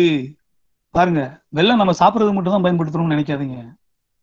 சங்க காலத்திலிருந்து மதுரையை சுற்றி பணித வாணிகன் நிறைய இருந்திருக்கிறாங்க. மன்னர்களுக்கு ஈக்குவலான பணக்காரர்களா அந்த வெள்ள வியாபாரி இருந்திருக்கிறாங்க என்பதற்கு அழகர் கோயில் கல்வெட்டுகள்ல இருந்து, மதுரை கல்வெட்டுகள்ல இருந்து நிறைய ஏகப்பட்ட கல்வெட்டுகள் நமக்கு கிடைக்குது. வெள்ள வியாபாரி ரொம்ப ஃபேமஸா இருந்திருக்கிறாங்க. வெள்ளச்சாறு விட்டு நன்றாக குழைத்து செங்கலும் பரப்பி, செங்கலை உடைச்சு போடுறது, கடுங்காய் பிளஸ் தாண்டிக்காய் பிளஸ் உளுந்து சேர்த்து, கடுங்காய் தாண்டிக்காய் உளுந்து சேர்த்து இடித்து நன்னீரில், நல்ல நீரில் ஊறிய கடுஞ்சாறு விட்டு இந்த உலகம் உள்ளளவும் அசையாமல் இருக்குமாறு மிகவும் உறுதியாக அமைத்து மீனாட்சி அம்மன் நெடுங்காலம் வாழ நன்றாய் செப்பம் செய்துவித்த புண்ணியன் 100 கோடி புண்ணியம் திருமலை மகீபனுக்கே என்று திரு ஆலவாயுடையார் கோயில் திருப்பணி மாலை சொல்லுது. அதை படிச்சீங்கன்னா சரி, இந்த கோயிலினுடைய கட்டிடக்கலையா இருந்தாலும் சரி, சிற்பக்கலையாக இருந்தாலும் சரி, ஓவியக்கலையா இருந்தாலும் சரி, அந்த திருப்பணி மாலையில செய்திகள் கொட்டி கிடக்குது. நான் ஒரு செய்தி தான் எடுத்து நான் உங்களுக்கு சொல்லியிருக்கிறேன். திருமலை நாயக்கர் காலத்துலதான் இதுக்கென்றே தொழில் உள்ளே நடந்திருக்கு. ஏகப்பட்ட தொழில்கள் நடந்திருக்குது. அவருடைய திருப்பணிகள் தான் சிறப்பாக இருந்திருக்கிறது. அவருடைய காலத்திற்கு பின்புதான் அம்மன் சன்னதி மிக உலக பிரசித்தி பெற்ற ஒரு அம்மன் சன்னதியாக விளங்கி இருக்கிறது. அடுத்து இசைக்கலை. தமிழரசன் அடுத்து இசைக்கலை போயிடலாம், இசைத்தூன் போலாம். இசையால் வசமாக இதயமேது இறைவனே இசை வடிவம் எனும்போது, இசையால் வசமாக இதயமேது இதயமேது இசையாய் செந்தமிழாய் இருப்பவனே, இசையாய் செந்தமிழாய் இருப்பவனே. இறைவன் இசையிலே கலந்திருக்கிறான் என்ற ஒரு நம்பிக்கை தமிழர்களிடத்திலே இருக்கிறது. தலைவர்களே, நண்பர்களே, அழகு கலைகளில் மிகவும் பழமையானது இசைக்கலை. மீனாட்சி அம்மன் கோயில்ல இசைத்தூண்களை நீங்க பார்க்கலாம். 5 இடத்துல இருக்கு. அந்த இசைத்தூணை நீங்க காட்டலாம். இசைத்தூண் ஃபர்ஸ்ட் இசைத்தூண் வடக்கு கோபுரம் அல்லது ஆயிரங்கால் மண்டபம், ஏதாவது ஒண்ணு காட்டுங்க. இது ஆயிரங்கால் மண்டப இசைத்தூண். பொதுவா 5 இடங்கள்ல இருக்குது. பொதுவா இதுல பாத்தீங்கன்னா வடக்கு கோபுரத்துல உள்ள இசைத்தூண் பாத்தீங்கன்னா 22 கம்பிகள் இருக்கு. அதே மாதிரி கம்பத்தடி மண்டபத்திலையும் நீங்க பாத்தீங்கன்னா சரி, அந்த கொடிமரத்துக்கு மண்டபத்துல கொடிமரத்துக்கு பக்கத்திலேயே அது சுவாமி சன்னதி நுழைவாயிலே தான் இருக்கு. ஒரு அடியில தான் இருக்கும், ஒரே அடிதான், ஒரு அடி அளவெல்லாம் அளந்து பார்த்தேன், ஒரே அடிதான். இப்ப அதை கொஞ்சம் மறைச்சு வச்சிருக்கிறாங்க, யாருக்கும் தெரியாது. அந்த ஒரு அடி இதுல 5 கல் கம்பிகள் இருக்குது இசையில, அதுலயும் இசை வருது அப்படின்ற மாதிரி சொல்றாங்க. பொதுவா பியானோ கம்பங்கள்னு சொல்லி வெளிநாட்டு இசைவான்கள் சொல்றாங்க. இதை பார்த்துட்டு அவங்க நூல்கள் எழுதியிருக்கிறாங்க. அப்ப பாருங்க, மீனாட்சி அம்மன் கோயில் எங்கெல்லாம் பரவுதுன்னு பாருங்களேன். வெளிநாட்டு இசைவான்கள் என்ன சொல்றாங்க, இத ஜல தரங்கம்பங்கள் அப்படின்னு சொல்றாங்க. ஜலம் அப்படின்ற மாதிரி சொல்றாங்க, ஜல தரங்கம்பங்கள் அப்படின்ற மாதிரி சொல்றாங்க. தமிழ்நாட்டுக்காரங்க என்ன சொல்றாங்க, கல் யாழ்ன்றாங்க, கல் யாழ் அப்படின்ற மாதிரி சொல்றாங்க. குறிப்பா 3 அடியில இருந்து 6 அடி வரைக்கும் நம்ம மீனாட்சி அம்மன் கோயில பார்க்கலாம் அளவு. மீனாட்சி அம்மன் கோயில் ஆயிரங்கால் மண்டபத்துல ரதிதேவி சிலை இருக்கு, நிறைய இடத்துல இருக்குது. அதுல சரிக இல்ல இன்னும் நான் போகல, அடுத்த படம் போகல, இதே வச்சிருங்க, சொல்லும் போது நான் போங்க. அந்த இதுல பாத்தீங்கன்னா அந்த ரதிதேவனுடைய சிலையில சரிக என்ற 3 இசை இது வருது அப்படின்ற மாதிரி சொல்றாங்க. பொதுவா அந்த இசை தூண்கள் பல்வேறு இடங்கள்ல நம்ம பார்க்க முடியும். திருநெல்வேலியில சிறப்பா இருக்கு. நெல்லைப்பேர் கோயில 48 இசை கம்பிகள் இருக்கக்கூடிய இது இருக்குது. ஆழ்வார் திருநகரியில பார்க்க முடியும், கிருஷ்ணாபுரத்துல பார்க்க முடியும், தென்காசியில பார்க்க முடியும், செண்பகராமநல்லூர்ல பார்க்க முடியும், குற்றாலத்துல பார்க்க முடியும், சுசீந்திரம், திருவானைக்காவல், திருப்பதி, தட்பத்திரி, லேபாக்கி, ஹம்பி. ஹம்பி நீங்க பாத்திருக்கீங்களா? ஹம்பி இதுதான் ஹம்பி. ஹம்பியில ரொம்ப ஃபேமஸான இசை இதை நம்ம பார்க்க முடியும், இசையினுடைய இதை நம்ம பார்க்க முடியும். அடுத்த கல்வெட்டு போலாம் தாமோதரன் சார். அடுத்த கல்வெட்டு நீங்க காட்டுனீங்களா, அதை காட்டுங்க. அதுல இசைத்தூண் கல்வெட்டு இருக்கு. இசைத்தூண் கல்வெட்டே இருக்குது. இந்த கடைசியில இருக்குதுதான் இசைத்தூண் கல்வெட்டு. இந்த இசைத்தூண் கல்வெட்டு வந்து பாத்தீங்கன்னா இப்போ ரெண்டு இருக்குது, ரெண்டு கல்வெட்டு இருக்குது. இதுல என்ன எழுதிருக்குன்னா, முதல் வரி சத்த சூழ் ஆதி தாளம் அப்படின்னு போட்டிருக்கு. சத்த சூழாதி தாளம் 35 அப்படின்னு போட்டிருக்கு. சத்த சூழாதி தாளம் 35. தமிழ் எண்ணு கடைசியில இருக்குது, தமிழ் எண்ணு. ஃபர்ஸ்ட் வந்து 3, இந்த யா மாதிரி இருக்கிறது வந்து 10, ரூ மாதிரி இருக்கிறது 5. சத்த சூழ் ஆதி தாளம் 35 அப்படின்னு போட்டிருக்கிறாங்க. சப்தனா 7, சரிகமா பதனி. இது ஆதியில் தோன்றுறதுனால் ஆதித்தாளம் என்று சொல்கிறார்கள். சத்த சூழ் ஆதித்தாளம் அப்படின்னு சொல்றாங்க. 3, 10, 5. பொதுவா அந்த காலத்துல எண்கள் வந்து கல்வெட்டுகள்ல பாத்தீங்கன்னா சரி இப்படிதான் கிடைக்கும். நம்ம இப்ப போடுற 35 மாதிரி கிடைக்காது. அப்ப 3, 10, 5 அப்படின்னு கிடைக்கும். இது தாள வகை, 35 தாள வகை. 35 தாள வகையை நம்ம பார்க்கலாம். இதுல வந்து பாத்தீங்கன்னா சுற்றுப்புறத்துல வந்து பாத்தீங்கன்னா 30 தாள வகையை பார்க்கலாம். அதுல பெருந்தாளம் சிறுதாளம் அப்படின்ற மாதிரி ஏதாவது சொல்றாங்க. அது வந்து உள்ள நீங்க பாத்தீங்கன்னா அளவு 5, மேல சுத்தி இருக்கிறது பூராமே 30, உள்ள இருக்கிறது வந்து 5. இத வந்து உரையாசிரியர்கள் என்ன சொல்றாங்க அப்படின்னா, இத வந்து வட்டப்பாலை அப்படின்ற மாதிரி சொல்றாங்க. வட்டப்பாலை அப்படின்ற மாதிரி சொல்றாங்க. அடியாருக்கு நல்லாருடைய உரையில நான் படிச்சேன். அதாவது அரச்சலூர் கல்வெட்டு என்ன சொல்லுதுன்னா சதுரப்பாலைன்னு சொல்லுது. அது சதுரமாக இருந்ததால் சதுரப்பாலை. மீனாட்சி அம்மன் கோயில் இது வட்டமாக இருக்கிறதால் இது வட்டப்பாலை என்று சொல்கிறார்கள். அரசாலூர்ல நீங்க பார்க்கலாம். குடுமையான் மலையில இசைத்தூண் கல்வெட்டுகள் இருக்கு, இசை கல்வெட்டுகள் இருக்கு, நீங்க பார்க்கலாம். திருமயத்திலையும் நீங்க பார்க்கலாம். இசைக்கு இலக்கணம் வகுத்த மா மனிதர் விபுலானந்த அடிகள். அடுத்து பாத்தீங்கன்னா இதுக்கு பக்கத்திலேயே இன்னொரு தூண் இருக்கு, அது எனக்கு கிடைக்கல. அதுல வந்து பாத்தீங்கன்னா சீம நந்தன தாளம் சொல்லிட்டு ஒரு இசைத்தூண் கல்வெட்டு இருக்கு. அவ்வளவுதான். அதுக்கு அடுத்து பாத்தீங்கன்னா கட்டிடக்கலைக்கு போகலாம். அடுத்தது போகலாம். பொதுவா வந்து தாமோதரன் சார் அடுத்து கட்டிடக்கலை போயிடலாம். கட்டிடக்கலை அப்படின்னு பாக்குற போது பாருங்க, ஃபர்ஸ்ட் மண் கோயில்ல கட்டியிருக்கிறாங்க. அடுத்து வந்து மாட கோயில்ல கட்டியிருக்கிறாங்க, மாடமா அமைச்சிருக்கிறாங்க. மரத்துலயும் கோயில் கட்டியிருக்கிறாங்க. அடுத்து கல்லால் அடுக்கி கோயில் கட்டியிருக்கிறாங்க. இப்படி பல்வேறு வகையான கட்டிடக்கலைகள் நம்ம பார்க்க முடியும். மீனாட்சி அம்மன் கோயில்ல மண் கோயில் இருந்திருக்கு அப்படின்றதுக்கு சான்றுகள் நிறைய இருக்கு. புராணத்துல வந்து மீனாட்சி அம்மன் கோயில் இருக்கக்கூடிய இதுல வந்து ஒரு 5 இடங்கள்ல வந்து மண் கோயில் இருந்தது அப்படின்றத நான் படிச்சிருக்கிறேன். அதுல குறிப்பா சித்தர் சன்னதி, நடராஜர் சன்னதி ரொம்ப முக்கியம். சித்தர் சன்னதி ஏற்படுத்தினது நம்ம பாண்டிய மன்னன் விக்ரம பாண்டியன். எல்லாமல்ல சித்தருக்கு பொற்கோயில் இனிதமைத்தான் வல்லாரின் வல்லன் சந்திரகுலேசன் மகா மன்னவன் வல்லாரும் போற்ற மறுகூடல் விக்ரம பாண்டியனே அப்படின்னு சொல்லி வரும். தூய மண்ணால் செய்யப்பட்டு இருக்கான். முதல்லயே அவனுடைய காலத்துக்கு முன்னாடியே வந்து இறைவன் சித்தராக எழுந்திருந்தான் என்ற ஒரு நம்ம கதையை நம்ம பார்க்கிறோம். ஆதி காலத்துல மீனாட்சி அம்மன் கோயில் பகுதியில இருந்த மண்ணுல கோயில்கள் இருந்திருக்கு. பட்டுடர் கல்லி நெற்றுடை வாகை சுருள் விரி சாலையும் குலையரம்பையுமே சூழ்கொலை இருந்த கூடலம் பெருமான் பார்க்கிறோம். பட்டு உலர்ந்த கள்ளி மரங்கள், நெற்றை உடைய வாகை மரங்கள், சுருண்டு விருண்ட கதிர்கள், குலையரம்பைனா வாழை மரங்கள் சூழ்ந்த கடம்பவன காட்டுக்குள்ள கூடலம் பெருமான் இருந்திருக்கிறார். கூடலம் பெருமான் கூடலகர் தனியா பிரிக்காதீங்க. நான் சொல்றது சங்ககாலம். பழங்காலத்துல கூடலம் பெருமானும் கூடல் அழகரும் சிவனும் ஒன்றாகத்தான் இருந்திருக்கிறார்கள். இதை என்னால எங்கடையும் சொல்ல முடியும். அது பிற்காலத்துலதான் அரியும் சிவனும் பிரிச்சுட்டாங்க. அரியும் சிவனும் ஒண்ணு, அரியாதனும் அயில் மண்ணு. இன்னும் ஒரு 3 இடம் இருக்குது.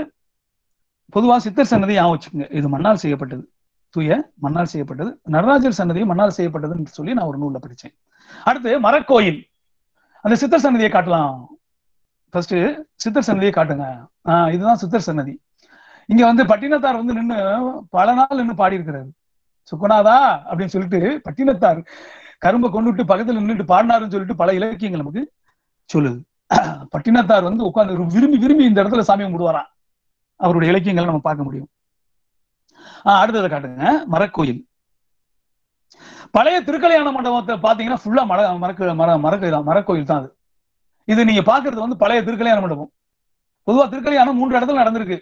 ஆதி காலத்துல மீனாட்சி சன்னதிக்கும் சொக்கர் சன்னதிக்கும் இடையில முக்குருணி விநாயகருக்கு மேற்புறமாக அமைந்த மண்டபத்துல தான் நடந்திருக்கு. பொதுவா திருக்கல்யாணம்னா ஆண் சக்திக்கும் பெண் சக்திக்கும் இடையில தான் நடத்தணும் என்பது ஐதீகமாக சொல்கிறார்கள். ஆனா அடுத்து அந்த இடத்துல வந்து திருக்கல்யாணம் மக்களை வச்சு நடத்த முடியல. மக்கள் வந்து அதிகமான மக்கள் வர்றாங்க, அப்ப இது பண்ண முடியல. அப்ப என்ன செய்யறாங்க, பழைய திருக்கல்யாண மண்டபத்துக்கு போறாங்க. இதுதான் பழைய திருக்கல்யாண மண்டபம்.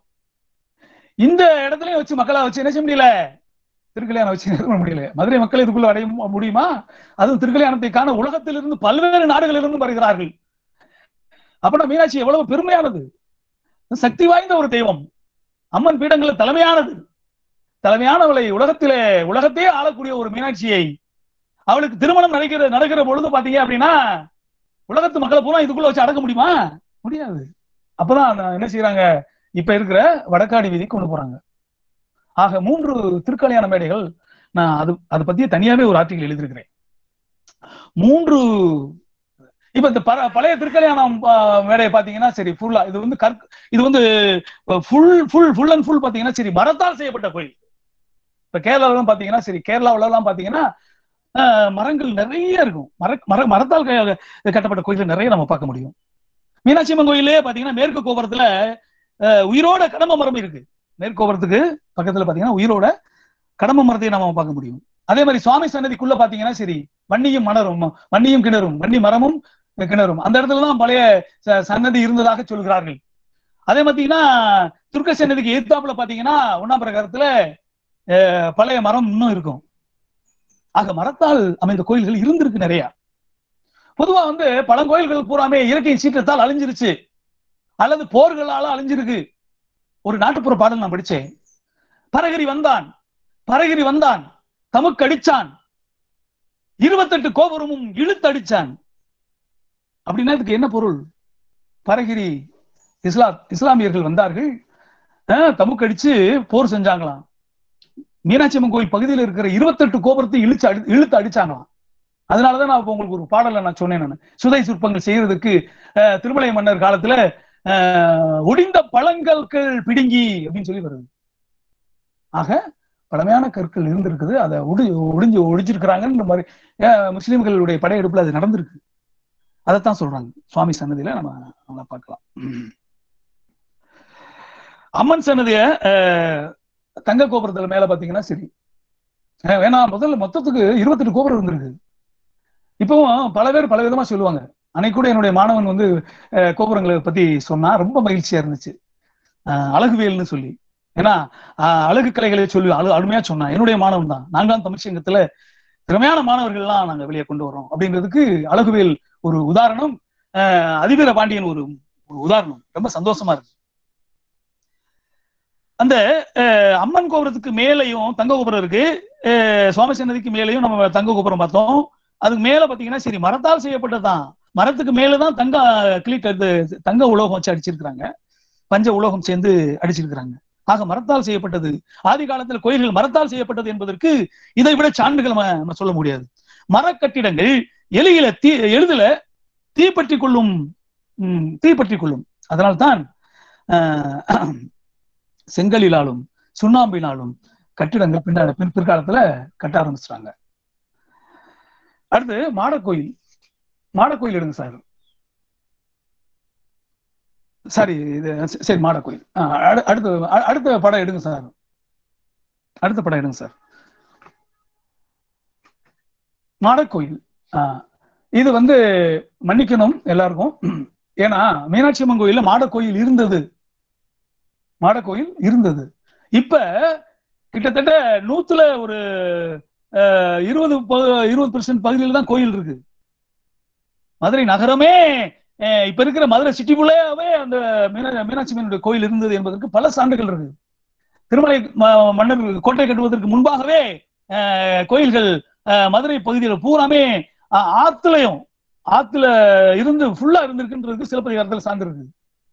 நீடு நீர் வைகை நெடுமால் அடியேத்தி தூவி துறை போயினல் வருது. நிறைய பெரிய கோயிலா இருந்திருக்கு. மாட மாளிகைகள் இருந்திருக்கு. கோயில்லையே மாடி கோயில்கள் இருந்திருக்கு. மீனாட்சி அம்மன் கோயில்ல மீனாட்சி காலத்துக்கு முன்னாடி மாடம் இருந்த கோயில் இருந்தது. மாடம் கோயில்னா வேற ஒண்ணும் இல்லை சார், மாடி அமைச்சு கோயில் கட்டுறது, மாடி அமைச்சு கோயில் கட்டுறது. சித்திர மாடத்து துஞ்சிய நன்மாறன் என்று சங்க இலக்கியத்துல ஒரு கலை சொல்ல நம்ம பார்க்க முடியும். சித்திர மாடங்கள் இருந்தது. மாடம்னா கோயில்.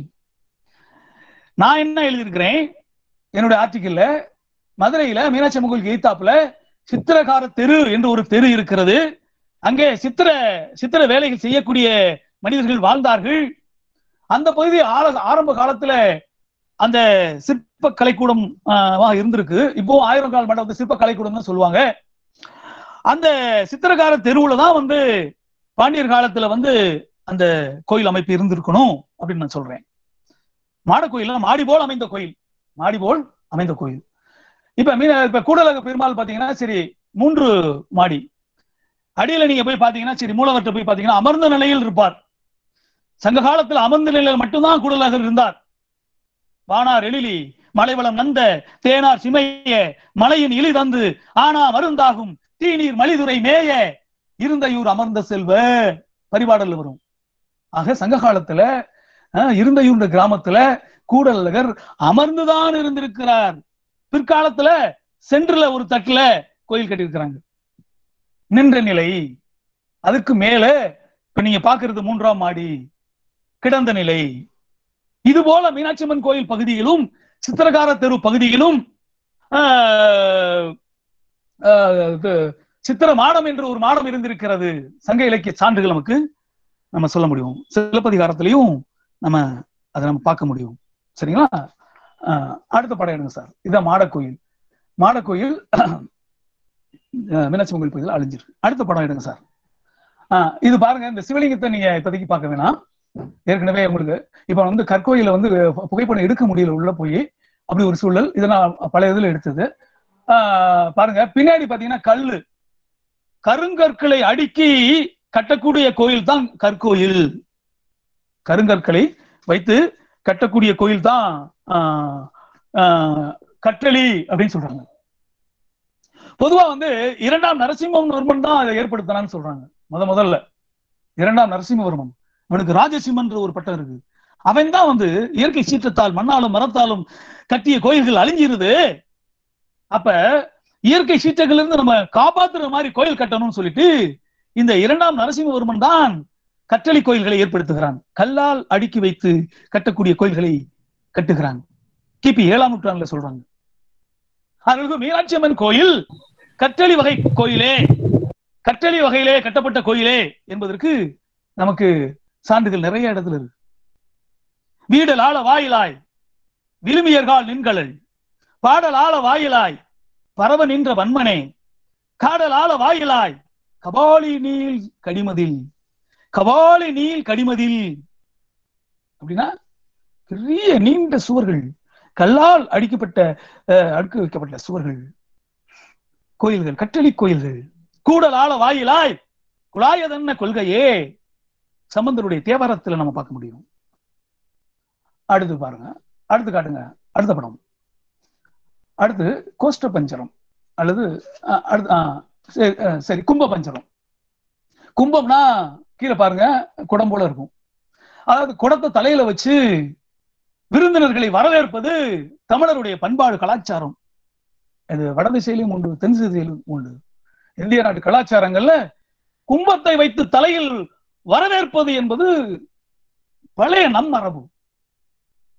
நீங்க நுழைவாயில் கோபுரங்கள்ல பாத்தீங்கன்னா இந்த கும்ப பஞ்சரம் நிறைய இருக்கும்.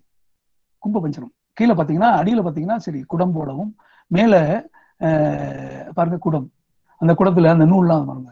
நம்ம பிறப்புக்கும் இறப்புக்கு நம்ம இது பண்றோம் இல்லையா, அதெல்லாம் ஒரு முக்கியமான காரணம். மேல கொடிச்சிற்ப வேலைகள், கும்ப மரியாதை அப்படிதான். தெற்கு கோபுரத்துல மீனாட்சி அம்மன் கோயில் தெற்கு கோபுரம் ரொம்ப பெரிய கோபுரம் சார், ரொம்ப முக்கியமான கோபுரம் சார். சிராமலை செம்மந்தி மூர்த்தியார் கட்டின தெற்கு கோபுரம். தெற்கு கோபுரத்துல நீங்க பாத்தீங்கன்னா சரி இந்த கும்ப பஞ்சரத்தை நீங்க பார்க்க முடியும், கும்ப பஞ்சரத்தை பார்க்க முடியும். இதனுடைய மறைபொருள் என்ன அப்படின்னு கேட்டா, வரக்கூடிய பக்தர்களை சிவனுடைய சாட்சியாக அவருக்கு பதிலாக நான் வரவேற்கிறேன், கும்ப மரியாதை உனக்கு கொடுக்கிறேன் அப்படின்ற கான்செப்ட் தான் சிற்ப மறைபொருள். இது கும்ப மரியாதைன்னா யாருக்குமே கிடைக்காத மரியாதை பக்தர்களுக்கு உண்டு. அதனாலதான் மதுரை பூமியில பிறந்தாலே முக்தி. சிற்பவைகள் அமைந்த அந்த கும்ப மரியாதை உங்களுக்கு நமக்கு கொடுக்குறாங்கன்ற கான்செப்ட் தான் அது. இது கோஷ்ட பஞ்சரங்களுக்கு இடையிடையே இருக்கும். கோஷ்ட பஞ்சரம் அடுத்து நம்ம பார்க்க போறோம். கோஷ்ட பஞ்சரங்களுக்கு இடையிடையே இருக்கும். அடியில குடம்போல மேல கொடி சிற்ப வேலை இருக்கும். இது வந்து முதலாம் ராஜராஜன் தான் ஏற்படுத்தினான். அதனாலதான் ஃபேமஸா அவன் பேசப்படுறான். பொதுவா ரத்த நாளங்கள் போன்ற பெரும் படையை வைத்து உலகத்திலே தமிழர்கள் தான் சிறந்தவர்கள் என்று வீரமானவர்கள் என்று நிலைநிறுத்திய ஒரு பெருமை அந்த ராஜராஜனுக்கு சாரும். அவை வீரத்தில் மட்டும் சிறந்தவன் அல்ல, பக்தியிலும் சிறந்தவன் என்பதற்கு இதைவிட சான்று நம்ம சொல்ல முடியாது. இது ராஜராஜன் காலத்துலதான் இந்த கும்ப மரியாதை என்பது புகழ்பட பேசப்பட்டிருக்கிறது. அதை கோயில்களில் அமைக்கிறான். அதற்கு பிற்காலத்திலும் அமைச்ச கோயில்களையும் நிறைய அமைக்கிறாங்க. இது குறிப்பா விஜயநகர வேந்தர் காலத்துல இந்த கும்ப மரியாதை சிற்பக்கலைகள் அதிகமாக இருக்குது. கும்ப மரியாதை வழக்கம் இந்திய மற்றும் தமிழ் மரபு. அடுத்த படம் என்னங்க சார்? அடுத்த படம் இதுதான் கோஷ்ட பஞ்சரம். இதுதான் கோஷ்ட பஞ்சரம். கோஷ்டம் என்றால் சுவர். வடமொழியில கோஷ்டம் என்றால் சுவர். வடக்கு கோஷ்டத்துல பிரம்மன் எழுந்தருளி இருப்பார், தெற்கு கோஷ்டத்துல தட்சிணாமூர்த்தி எழுந்தருளி இருப்பார். கோஷ்டம் என்றால் சுவர், சுவற்றில எழுந்திருக்கக்கூடிய இறைவன்கள். ஆதி காலத்துல பல்லவர்கள் காலத்துல இந்த கோஷ்ட பஞ்சரத்துக்குள்ள தெய்வங்கள் இல்லை. இது ஆதிகால கோஷ்ட பஞ்சரம். பிற்காலங்கள்ல உள்ள தெய்வங்களை வச்சு வழிபடக்கூடிய ஒரு மரபு வந்துருச்சு. சிற்ப வேலைகள் அமைந்த மாடங்கள் மீனாட்சி அம்மன் கோயில்ல நீங்க பல 90% இதுதான் இருக்கும். நீங்க பாருங்க, பெரும்பான்மையான இடத்துல இந்த கோஷ்ட பஞ்சரங்களை நம்ம பார்க்க முடியும். இதுவும் வரவேற்பதை நுழைவாயில் இருந்து வரவேற்பதாக அமைந்ததாகத்தான் சிற்ப மறைபொருள் காட்டுகிறது. இதுக்குள்ள கணபதி, தட்சிணாமூர்த்தி, லிங்கோத்பவர், பிரம்மன், நாராயணி, அதாவது குற்றவை தெய்வங்களை பிற்காலத்துல வச்சுட்டாங்க. பல்லவர் காலத்துல கோஷ்ட பஞ்சரங்கள்ல தெய்வங்கள்ல உள்ள வைக்கிறது மரபு இல்ல. பிற்காலத்துலதான், குறிப்பா சோழர் காலத்துலதான் 10ஆம் நூற்றாண்டுல தெய்வ உருவங்களை உள்ள வச்சுட்டாங்க. 10ஆம் நூற்றாண்டுல தெய்வ உருவங்களை உள்ள வச்சுட்டாங்க. அடுத்த படம் எடுங்க சார். அடுத்து தோல் உறுப்பு. இதுதான் தோல் உறுப்பு. நீங்க புது மண்டபத்தை நீங்க சுத்தி சுத்தி மேல பாத்தீங்கன்னா சரி, இந்த தோல் உறுப்பை பார்த்து ரசிக்கலாம். அழகா இருக்கும், பார்த்து ரசிக்கலாம். அதுல கர்ணக்கூடு, அந்த பஞ்சரம், அந்த சாலைன்னு சொல்லுவோம். இதுதான் தோல் உறுப்பு. தோல் உறுப்பு மீனாட்சி அம்மன் கோயில்ல பெரும்பான்மையான இடங்கள் பூராமே வந்து பாத்தீங்கன்னா இந்த தோல் உறுப்பு தான். நம்ம மனிதன் தான், மனிதன் பொதுவா மனிதனை வைத்தே கோயில் கட்டியிருக்கிறார்கள். உங்களுக்கு நிறைய அந்த பாடல்கள், பக்தி பாடல்கள் வரும். அடுத்த படம் எடுங்க சார். அடுத்து வந்து ஓவியக்கலை. அடுத்து ஓவியக்கலை. ஓவியம் என்பது ரொம்ப முக்கியம். சங்க இலக்கியத்துல நம்ம நிறைய ஓவியக்கலை இருந்தது அப்படின்றதுக்கு சான்றுகள் இருக்கு. திருக்கல்யாண ஓவியம் முதல்ல நம்ம பார்க்கிறோம். திருக்கல்யாண ஓவியம் எடுங்க சார். திருக்கல்யாண ஓவியம். இந்த திருக்கல்யாண ஓவியம் இது வந்து ராணி மங்கம்மாள் மண்டபம் ஓவியம். ஓவியம் அழிஞ்சிருச்சு. பழமையான ஓவியங்கள் நிறைய இருக்கு. ஆயிரங்கால் மண்டபத்தில் இருக்கு, பொற்றாமரை குளத்துல இருக்கு, ஏகப்பட்ட இடத்துல இருக்குது. இது வந்து பாத்தீங்கன்னா மீனாட்சி அம்மன் கோயில் ஊஞ்சல் மண்டபம்னு சொல்லுவாங்க. அதுக்கு பக்கத்துல ராணி மங்கம்மாள் அரசி மங்கம்மாள் மண்டபம், மண்டபத்துக்கு மேல உள்ள திருக்கல்யாண சிற்பங்கள். பொதுவா வந்து திருக்கல்யாணத்துல வந்து பாத்தீங்கன்னா சரி, பல்வேறு தெய்வங்களும் முனிவர்களும் வந்து திருக்கல்யாணத்தை வந்து நடத்தி இருக்கிறாங்க என்பதற்கு பல சான்றுகள் நமக்கு இருக்குது. சுரி சங்கேந்திய திருநெடுமாளும், சுரி சங்கேந்திய திருநெடுமாள், நெடுமாள்னா பெருமாள் உள்ள இருந்திருக்கிறார். பெருமாள் தாரை வார்த்து கொடுத்திருக்கிறார். வரன்முறை படைத்த நான்முகத்தொருவனும், நான்முகனா பிரம்மன், பிரம்மன் உள்ள இருக்கிறார். இப்ப ஓவியங்கள் அழிஞ்சிருக்கு, அதனால நான் அந்த பாடலை அடிச்சு நான் சொல்றேன். நான் பீடுயர் தோற்றத்து கோடி உருத்திரர்களும் ஆனா பெருந்திரல் வானோர் தலைவனும், ஆனா பெருந்திரல் வானோர் தலைவன். வானோர் தலைவன் யாரு? வானோர் தலைவன் இந்திரன். இந்திரன் இருந்திருக்கிறார்.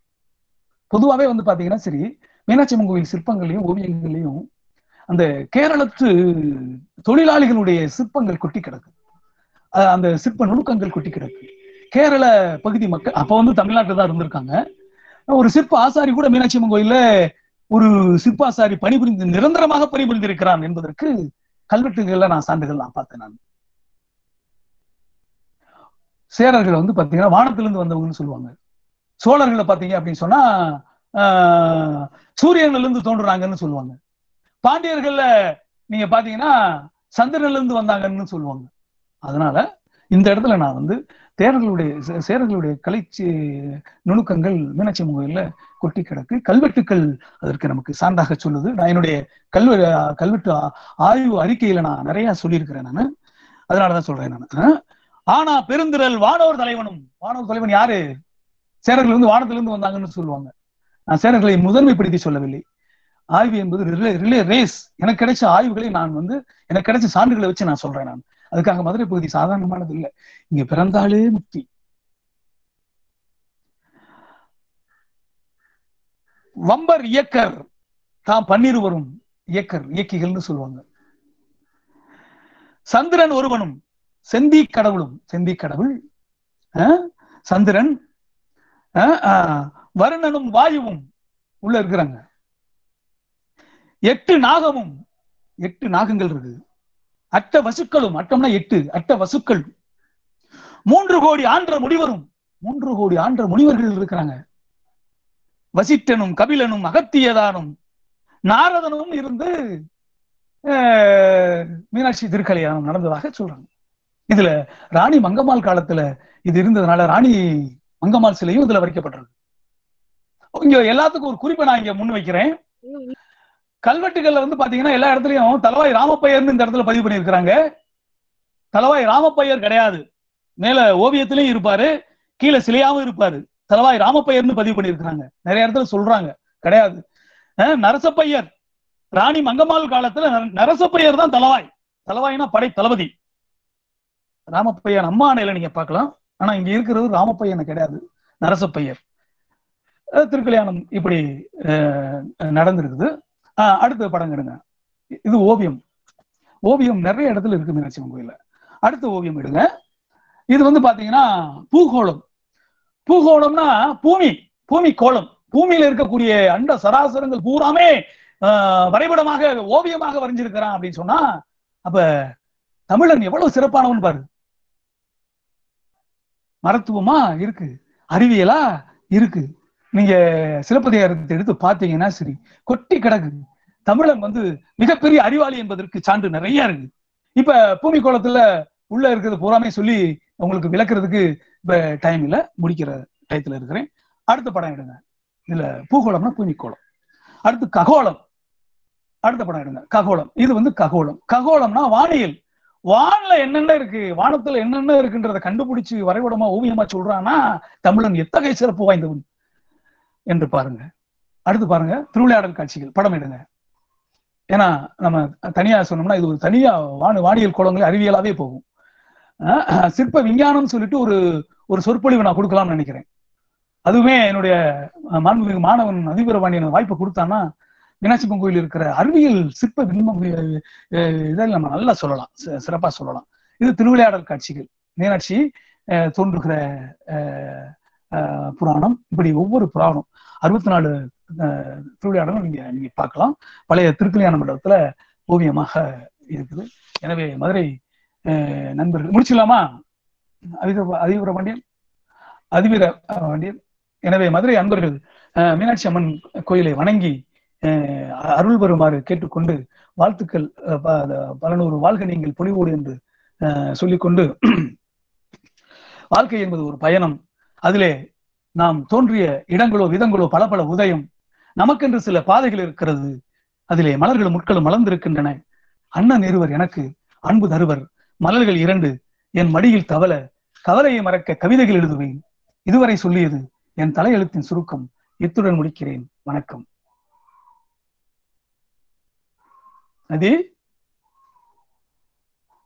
அது நன்றி. முடிச்சுக்கலாமா? ஐயா ரொம்ப மகிழ்ச்சிங்க. மனம் நிறைந்த ஒரு நிகழ்வா அமைந்தது.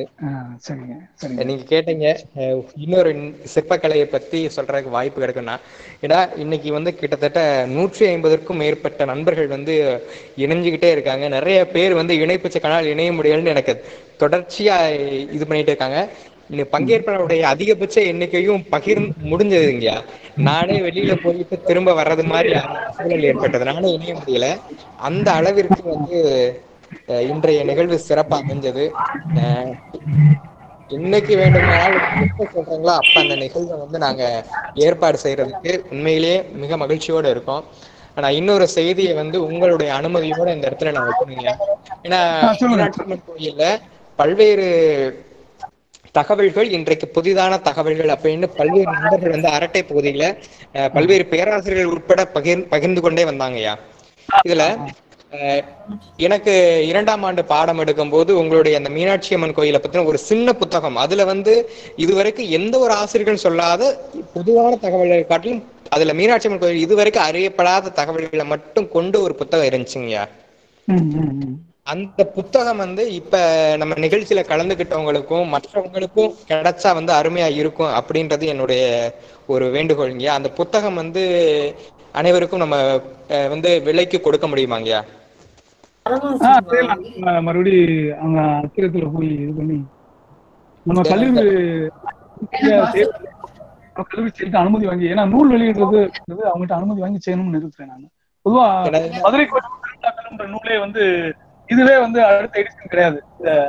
இந்த நூலை நான் போட போறேன். நான் மீனாட்சி அம்மன் கோயில் இதுல வந்து பாத்தீங்கன்னா நிறைய இப்ப நான் பேசுனது ஃபுல்லாவே ஏகப்பட்டது இருக்கு. இது நான் போட போறேன். அனுப்பிடுறேன். அந்த புத்தகம் வந்து 2வது பதிப்பு போட்டா நல்லா இருக்கும்னு என்னுடைய கருத்துங்க. உங்களுடைய கருத்தும் என்னுடைய எண்ணமும் ஒண்ணுதான். நம்மளுடைய இருவருடைய ஆன்மாவும் ஒன்னாதான் செயல்படுது. எங்க 4ஆம் தமிழ்ச்சங்க செக்ரட்டரி திரு மாரியப்ப முரளிய ஐயாவை சந்திக்கணும். சந்திச்சு அனுமதி வாங்கி நம்ம தமிழ்ச்சங்க வெளியீடாவே கொண்டு வரணும்னு முயற்சி பண்றேன். அதிபரமணி கண்டிப்பாங்க. ஐயா வந்து கல்வெட்டு தொடர்பா வந்து பல்வேறு ஆய்வுகள் மேற்கொண்டு எங்களுக்கு வகுப்பிலேயே நிறைய செய்திகள் வந்து பாடம் சார்ந்த பயிற்றுவிப்பு முறைகளை காட்டிலும் இலக்கிய செய்திகளை வந்து எப்படி எளிமையா மாணவர்களுக்கு புரிய வைக்கணும், ஒரு வரலாற்று ஆய்வை வந்து எப்படி கொண்டு வரணும்ன்றதுக்காண்டி பல்வேறு முயற்சிகள் மேற்கொண்டு பல்வேறு செய்திகளை எங்களுக்கு புகுத்தியிருக்காங்க. அதனாலதான் வந்து எங்களை போன்ற ஆள்கள்லாம் மாணவ பருவத்திலேயே வந்து கொஞ்சம் செயல்பட முடியுது. ஐயாவுடைய நூல்கள் தேவைப்படக்கூடியவர்கள் நம்மளுடைய குழுவில் பகிருங்க. ஐயாவுடைய நூல் என்னென்ன இருக்கு, அந்த வரலாற்று துறை சார்ந்த நூல்கள் இருக்குன்றத நான் உங்களுக்கு ஐயாவிடம் பெற்று முறையாக குழுவில் பதிவிடுறேன். அதுல இப்ப எந்தெந்த பதிப்பு வந்து இப்ப ஏன்னா கேட்கல இப்ப கேக்குதாங்க? கேக்குது, இப்ப கேக்குது. முதல் பதிப்பு வந்து இப்ப ஐயா சொன்ன அந்த பெண் விநாயகர் இது போன்ற பல்வேறு செய்திகள் வந்து அந்த நூலை படிச்சுதான் நாங்களே தெரிஞ்சுக்கிட்டோம். அதனால வந்து அந்த நூல் வந்து மிக சின்ன புத்தகம் தான், அளப்பரிய தகவல்கள் இருக்கும். விரைவில் வந்து மதுரை 4ஆம் தமிழ்ச்சங்க செயலாளர் ஐயா அதற்கு அனுமதி கொடுக்க வேண்டும் என்று எல்லாம் வல்ல அன்னை மீனாட்சியை இந்த நேரத்தில் நாங்கள் வேண்டிக் கொள்கிறோம் ஐயா. விரைவில் அந்த நூல் வெளிவரும், எங்களுக்கு அந்த அளப்பரிய தகவல்கள் கிடைக்கும் என்பதை இந்த நேரத்தில் பகிர்ந்து கொண்டு இந்த நிகழ்விற்கு முறையாக நன்றி உரை கூறுவதற்கு முன்பாக ஒரு 10 நிமிடங்கள் அரங்கில் இருக்கக்கூடிய நண்பர்களுக்காக ஒதுக்கப்படுகிறது. யாரேனும் ஐயப்பாடுகளோ அல்லது கருத்துக்களோ தெரிவிக்க விரும்பினால் ஐயாவிடம் தொடர்பு கொள்ளலாம், பேசலாம். ஆயக்கலைகளை கற்றுக் கொடுத்த எங்கள் ஆசானுக்கு ரொம்ப ரொம்ப நன்றிங்க ஐயா. நன்றி நன்றி. பாராட்டுகள் ஐயா. நன்றிப்பா. முதலாம் ஆண்டு மாணவி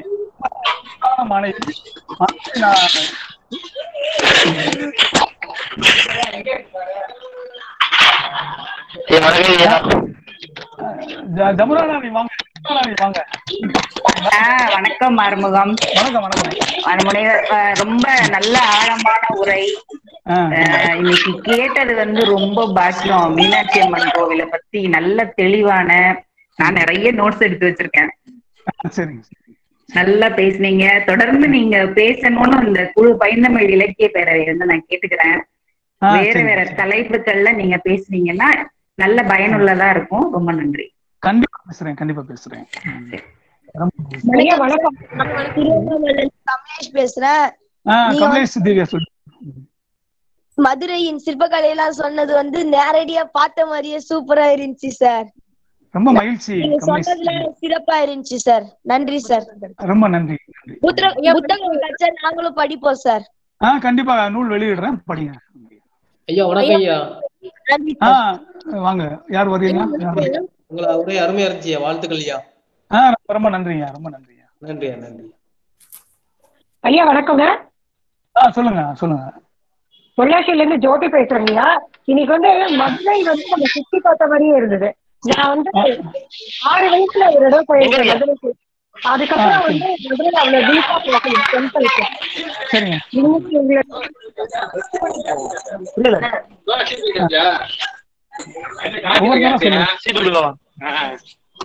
அமைக்கணி கொஞ்சம் இருப்பா. பொள்ளாச்சியில இருந்து பேசுறாங்க. அமைக்கணி கொஞ்சம் தெரியா, பொள்ளாச்சியில இருந்து பேசிட்டு இருக்கிறாங்க. சொல்லுங்க. ஆமா சொல்லுங்க ஐயா. வணக்கம், நாமக்கல்ல இருந்து ஜோதிலட்சுமி பேசுறேங்கய்யா. சொல்லுங்கம்மா. ஐயா, அருமையா இருந்தது. இதுவரைக்கும் இப்படி ஒரு மிகச் சிறப்பான ஒரு தலைப்புல இதுவரைக்கும் நான் இது பண்ணதே இல்லை. அந்த அளவுக்கு சிறப்பா இருந்தது. இதோட தொடர்ச்சி இன்னும் ஒரு 2-3 வகுப்புகள் இருந்தா கூட நீங்க எங்களுக்கு கண்டிப்பா கொடுக்கணுங்கய்யா. என்னுடைய மாண்புமிகு மாணவன் அதிபுரம் கிட்ட கேளுங்க, அவனுக்காக நான் எது வேணாலும் செய்வேன்.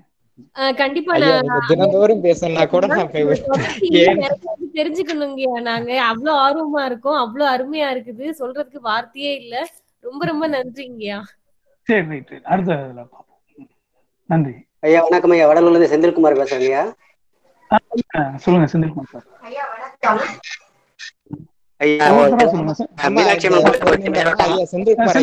உங்களுடைய கருத்தை பதிவுங்க. ஒவ்வொருத்தரா பதிவு பண்ணுங்க. மீனாட்சி அம்மன் கோயில சுத்தி பார்க்க வாய்ப்பு கிடைச்சது. சரியா.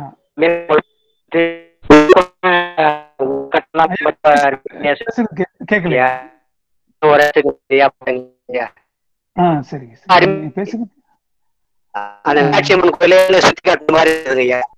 ரொம்ப நன்றிங்க. நன்றி நன்றிங்க. ஐயா வணக்கம் ஐயா. சொல்லுங்க. கிருஷ்ணமூர்த்தி கல்லூரி கல்லூரி ரொம்ப அருமையான ஒரு தகவல்களை தெரிஞ்சுக்கிட்டாங்க. ரொம்ப நன்றி. நன்றிங்க. நன்றிங்க. ஐயா வணக்கம். ஐயா வணக்கம். சொல்லுங்க. மதுரையில இருந்து சிவபாக்கியா பேசுறேங்க. சொல்லுங்க.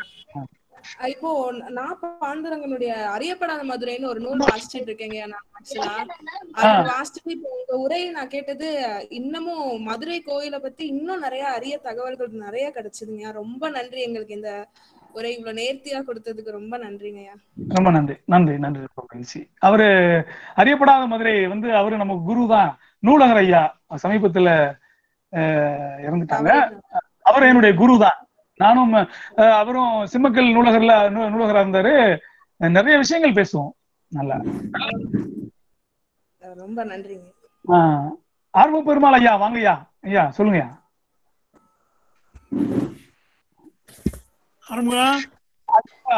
சொல்லுங்கய்யா. நன்றியா. மிக அழகான உரை. சரிங்கய்யா. உங்க ஆசீர்வாதம்யா. உரை உங்க ஆசீர்வாதம்யா. அதாவது என்னன்னு கேட்டா, இந்த தலைப்புல ஒரு எம்ஃபில்லே பண்ணலாம். சரிங்க. உங்க ஆசீர்வாதம்யா. நம்ம ஸ்டூடெண்ட் வச்சே பண்ணிடுவோம். சொல்லி இதே தலைப்புல ஒரு ஸ்டூடெண்ட் வச்சு பண்ணிடுவோம்யா. அருமையான தலைப்பு, நல்ல கலெக்ஷன், நல்லா ஒர்க் பண்ணிருக்கீங்க. சரிங்க. உங்க ஆசீர்வாதம். செய்தி, தெரியாத செய்தி, பார்க்காத செய்தி, படிக்காத செய்தி, சரிங்க, அறிய வேண்டிய செய்தி. சரிங்க. இவ்வளவு ஒரே ஒரு சின்ன கேள்வி மட்டும். கேளுங்க. திருமலை நாயக்கர் எப்படி இறந்தாரு? அதாவது அவர் மிகப்பெரிய பேரரசை ஆண்டவர். அவர் டெல்லி வரைக்கும் ஆண்டிருக்கிறாரு. மிகப்பெரிய, அதுவும் அதிக ஆண்டுகள் ஆண்டிருக்கிறாரு. அவருடைய இறப்பு கொஞ்சம் புதினா சொல்றாங்க. அதுவும் இந்த பொற்பொடியா நதிக்குள்ள அவர் உள்ள வச்சு கொன்னுட்டாங்க அப்படின்ற மாதிரி வரலாறு சொல்றாங்க. ஆனா அது உண்மை கிடையாது. அவரு அமேநாயக்கனூர் பக்கத்துல, அமேநாயக்கனூர் ஜமீன் அவருடைய தங்கச்சி மாப்பிள்ளைன்ற மாதிரி சொல்றாங்க. அமேநாயக்கனூர் ஜமீன் பக்கத்துல நடந்த போர்ல அவரு இறந்துட்டாரு. அதுல அவருடைய ஆதாரங்கள் அந்த பகுதியில் கிடைக்குதுன்ற மாதிரி எனக்கு ஒரு தகவல் கிடைச்சிருக்கு. இனிமேல் கலாய்வு பண்ணி போய் கண்டுபிடிக்கணும். ஆனா அவருடைய இறப்பு வந்து மீனாட்சி அம்மன் கோயில் பொற்பொடியான் சன்னதிக்கு உள்ள இல்ல, அதுக்கு கல்வெட்டு ஆதாரங்கள் இல்ல. ஏன்னா சொல்லுங்க. அதாவது இவருடைய வாழ்க்கை வரலாறை பற்றி ஏதாவது புத்தகம் வந்திருக்கா? ஆக்கி பரந்தாமனார் ஒரு நூல் போட்டிருக்காரு, திருமணநாயக்கர் வரலாறு போட்டிருக்கிறாரு. தஞ்சை பகுதியிலிருந்து நிறைய பேர், எத்திராஜன் ஒரு ஆசிரியர் நூல் போட்டிருக்கிறாரு. நம்ம பழைய மதுரை ஐயா ஒருத்தர் ஒரு நூல் போட்டிருக்காரு, பழமுதிர் சோலைன்னு ஒரு நூல் போட்டிருக்கிறாரு. அந்த நூல்ல பாத்தீங்கன்னா திருமணநாயக்கரை பத்தி நிறைய சொல்றாங்க. ஏகப்பட்ட நூல்கள் இருக்குது.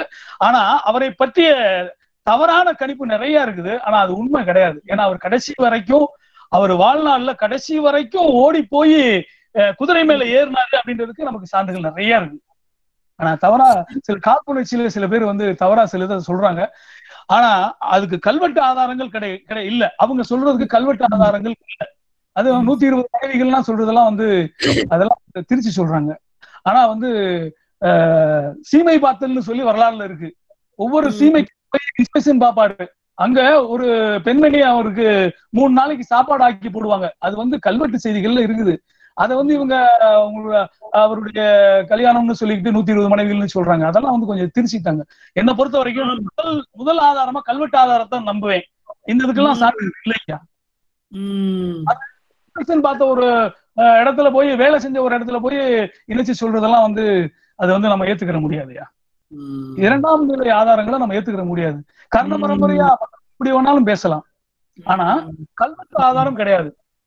ஃபர்ஸ்ட் சோர்ஸ் வந்து கல்வெட்டு தான். கல்வெட்டு ஆதாரம் கிடையாது. ஆனா அவர் வந்து கடைசி வரைக்கும் போர் புரிஞ்சாரு அப்படின்றதுக்கு சான்றுகள் இருக்கு. அதனால அவருடைய இறப்பு எதிர்கால ஆய்வுகள் உறுதி செய்யும். நானே முயற்சி பண்றேன். அவருடைய இறப்பை வந்து சிறப்பா எழுதலாம்னு சொல்லிட்டு முயற்சி பண்றேன். 80% வரைக்கும் போயிட்டேயா. கலவாய் ராமப்பையருடைய ஊருக்கு போனோம்னா சிலதை கண்டுபிடிக்கலாம்னு எவிடன்ஸ் கிடைச்சிருக்கு. திருநெல்வேலி பக்கத்துல பாலமடைன்னு ஒரு ஊருக்கு நான் போகணும்னு நினைச்சிருக்கிறேன். ஏன்னா கடைசி வரைக்கும் அவர் கூட இருந்தவர் தலவாய் ராமப்பையர் தான். தலவாய் ராமப்பையருடைய அம்மானையையும் அவர் வரலாறையும் நம்ம நிறைய போய் பார்த்தோம் அப்படின்னா, ஏன்னா கடைசி வரைக்கும் அமைநாயக்கனூர் பகுதியில போய் போர் செஞ்சாரு அப்படின்றதுக்கு எவிடன்ஸ் இருக்குது. ஏன்னா கடைசியில திருவிழாக்களை வந்து ஐக்கியப்படுத்துற ஒரு முயற்சி நிறைய திருமணநாயக்கர் பண்ணியிருக்கிறாரு. பாண்டியர் கால திருவிழாவை இது பண்ணியிருக்கிறாரு. இங்கிட்டு கள்ளர்கள் வந்து வழிவிடாம பண்ணும்போது நாசுக்கா அவங்களுக்கு நிறைய வசதிகள் பண்ணி கொடுத்து அவங்க செய்யற செயல்களை வீரம் என கருதி நிறைய திருவிளையாடல் புராணங்களை நிறைய ஆல்ட்ரேஷன் பண்ணியிருக்கிறாரு. அதனால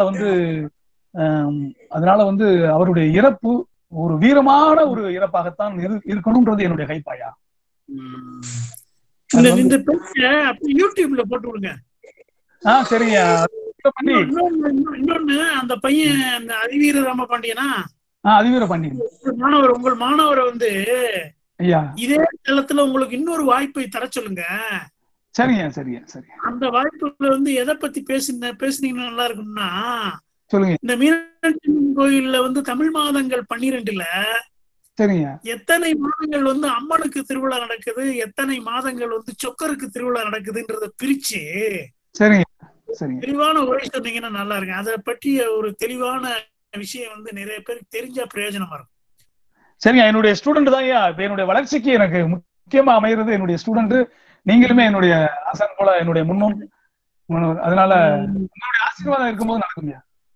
மகிழ்ச்சி. உங்களுடைய உழைப்பு பாராட்டத்தக்கது. வாழ்த்துக்களும் பாராட்டுகளும். சரி, நானே ரொம்ப நேரம் பேசிட்டு இருக்கேன். அடுத்தவங்க பேசட்டும். சரியா நன்றி. கற்பகம்மா நீங்க பேசலாங்கம்மா.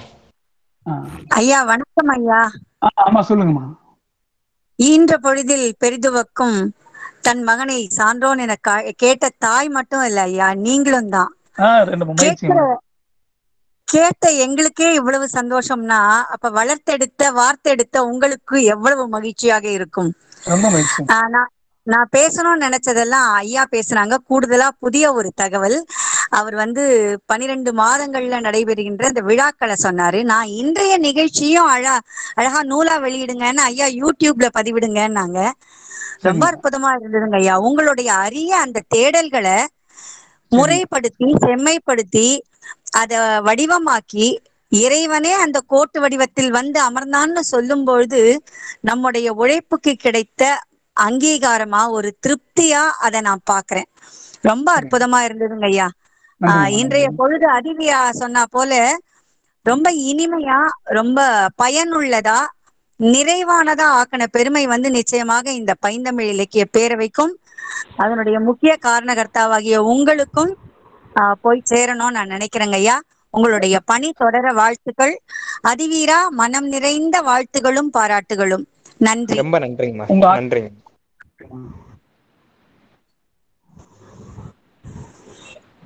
ஹலோ, யாரு? சொல்லுங்க சார். முத்துராஜ் சொல்லுங்க. Hello sir. சொல்லுங்க முத்துராஜ் சார், சொல்லுங்க. ஹலோ, ஒன்னும் கேட்கல முத்துராஜ், நீங்க பேசுறது. நீங்க தொடர்ந்து பேசலாம். சென்னை சார். இப்ப சென்னையில இருக்கேன். எனக்கு நேட்டிவ் வந்து தென்காசி. தென்காசி கோயில்ல கம்பி கல் இருக்குன்னு சொன்னீங்களா, என்ன சார்? எந்த கோயில் சார்? அந்த இசை கல்வெட்டு குற்றாலம் பக்கத்துல உள்ளதா சொன்னேன் நான். அந்த கோயில் சார். ரைட். அதான் பொதுவா தென்காசியில் நிறைய கிடைக்குது. அதாவது வடக்க உள்ளதுனால அது வடகாசி, இது தெற்க உள்ள காசி, அதனால தென்காசி. அதனால தென்காசியில் நிறைய சான்றுகள் இருக்கு. தென்காசி பகுதி. திருநெல்வேலியில பாத்திருக்கேன், தென்காசியில பாக்கல. அதான் எங்கன்னு இல்ல ஒரு ஸ்கூல்ல படிச்சேன். அந்த இதுல சொல்லியிருப்பாரு, தென்காசியில இருந்ததா இசைத்தூண் இருக்குதா சொல்லியிருப்பாரு. களஆய்வு என்பது பல்வேறு களத்துக்கு சென்று ஆய்வு செஞ்சு இது பண்ணுது. நான் இப்ப உங்ககிட்ட பேசுனது களத்துக்கு சென்று ஆய்வு பண்ணி எழுதுன ஒரு கட்டுரையிலிருந்து நான் வந்து அத படிச்சேன். நான் தென்காசின்ற ஒரு இது வந்து பொதுவா காசி வந்து நீங்க சாதாரணமா எடுத்துக்கிறாங்க. காசின்னு ஒரு பெயர் சொல், கல்வெட்டு கலைச்சொல் வருதுன்னா அது சாதாரணமான இது இல்லை. அதாவது சிவனுக்கே காசி சிவகாசி, தெற்க இருப்பதுனால அது தென்காசி, வடக்க இருப்பதுனால அது வடகாசி, ராமன் பூசித்த ஈஸ்வரம் ராமேஸ்வரம். அதனால தென்காசி பகுதியில் நீங்க முயற்சி பண்ணி பாருங்க. அந்த நூலை நான் எதுல படிச்சுன்றத நான் நூலை வந்து ஃபுட்நோட் எடுத்து கூட நான் உங்களுக்கு முடிஞ்சா சொல்றேன். நான் என்னுடைய போன் நம்பரை நீங்க வாங்கிக்கங்க. Okay okay. எழுதிக்கிறீங்களா? 1 மினிட் சார். 877. 1 minute sir.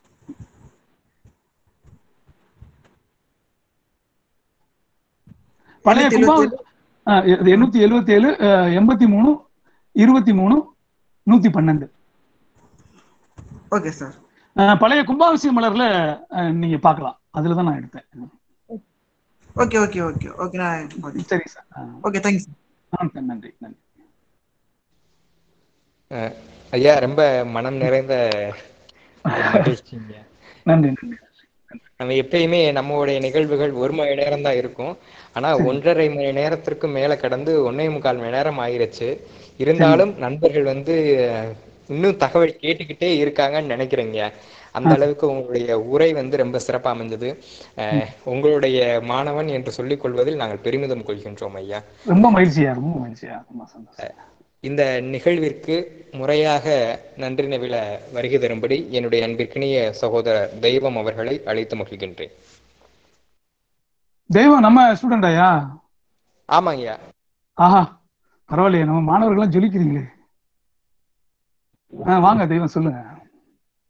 5 முகம் தோன்றின் 6 முகம் தோன்றும், வெஞ்சமரில் அஞ்சல் வேல் தோன்றும், நெஞ்சில் ஒருகால் நினைக்கின் இருகால் தோன்றும், இல்லாமல்ல அப்பன் முருகப்பெருமானை வணங்கி இந்த இனியதொரு வேளையிலே பைந்தமிழ் இலக்கிய பேரவை நடத்தி கொண்டிருக்கக்கூடிய மீனாட்சி அம்மன் கோவில் அழகு கலைகள் என்ற உண்மையில் அரியதொரு பல்வேறு மிக முக்கியமான சிறப்புக்குரிய கருத்துக்களை எல்லாம் யாருக்கும் தெரியாத பல கருத்துக்களை தன் வாழ்நாளில் எத்தனையோ நாட்களை இது போன்ற ஆய்வுகளிலே காலம் தள்ளி நமக்கெல்லாம் சேகரித்து ஒரு அழகிய பூங்கொட்டாய் கொடுத்திருக்கிறார் ஐயா ஆறுமுகம் அவர்கள். ஐயா ஆறுமுகம் ஐயா அவர்களிடம் நான் இப்போது 3ஆம் ஆண்டு மாணவனாக செந்தமிழ் கல்லூரியிலே பயின்று வருகிறேன். ஐயாவை பற்றி சொல்ல வேண்டுமென்றால் நானும் சகோதரர் அதிவீரபாண்டியன், சகோதரி செல்வராணி அவர்களெல்லாம் ஐயாவின் அருகிலே இருந்து அவருடைய திறமைகளை கண்டுகளித்தவர்கள். ஏனென்றால் அத்துணை கருத்துக்கள் நிரம்பியவர். உலகத்திலே ஒரு நபர், இப்படி ஒரு நபர் இந்த செந்தமிழ் கல்லூரியில் பணியாற்றுகிறார் என்று சொன்னால் அந்த கல்லூரிக்கு மட்டுமல்ல, ஐயாவிடம் கல்வி பயின்றோம் என்ற பெருமையும் எங்களுக்குத்தான் சாரும். ஏனென்றால் சிலப்பதிகார வரிகளை இப்போது சொன்னால் கூட, எந்த பாடலில் எத்தனாவது வரியை சொன்னாலும் கூட அதை சரியான முறையில் சரியான விளக்கத்தோடு சொல்லக்கூடியவர் ஐயாவாகத்தான் இருக்க முடியும்.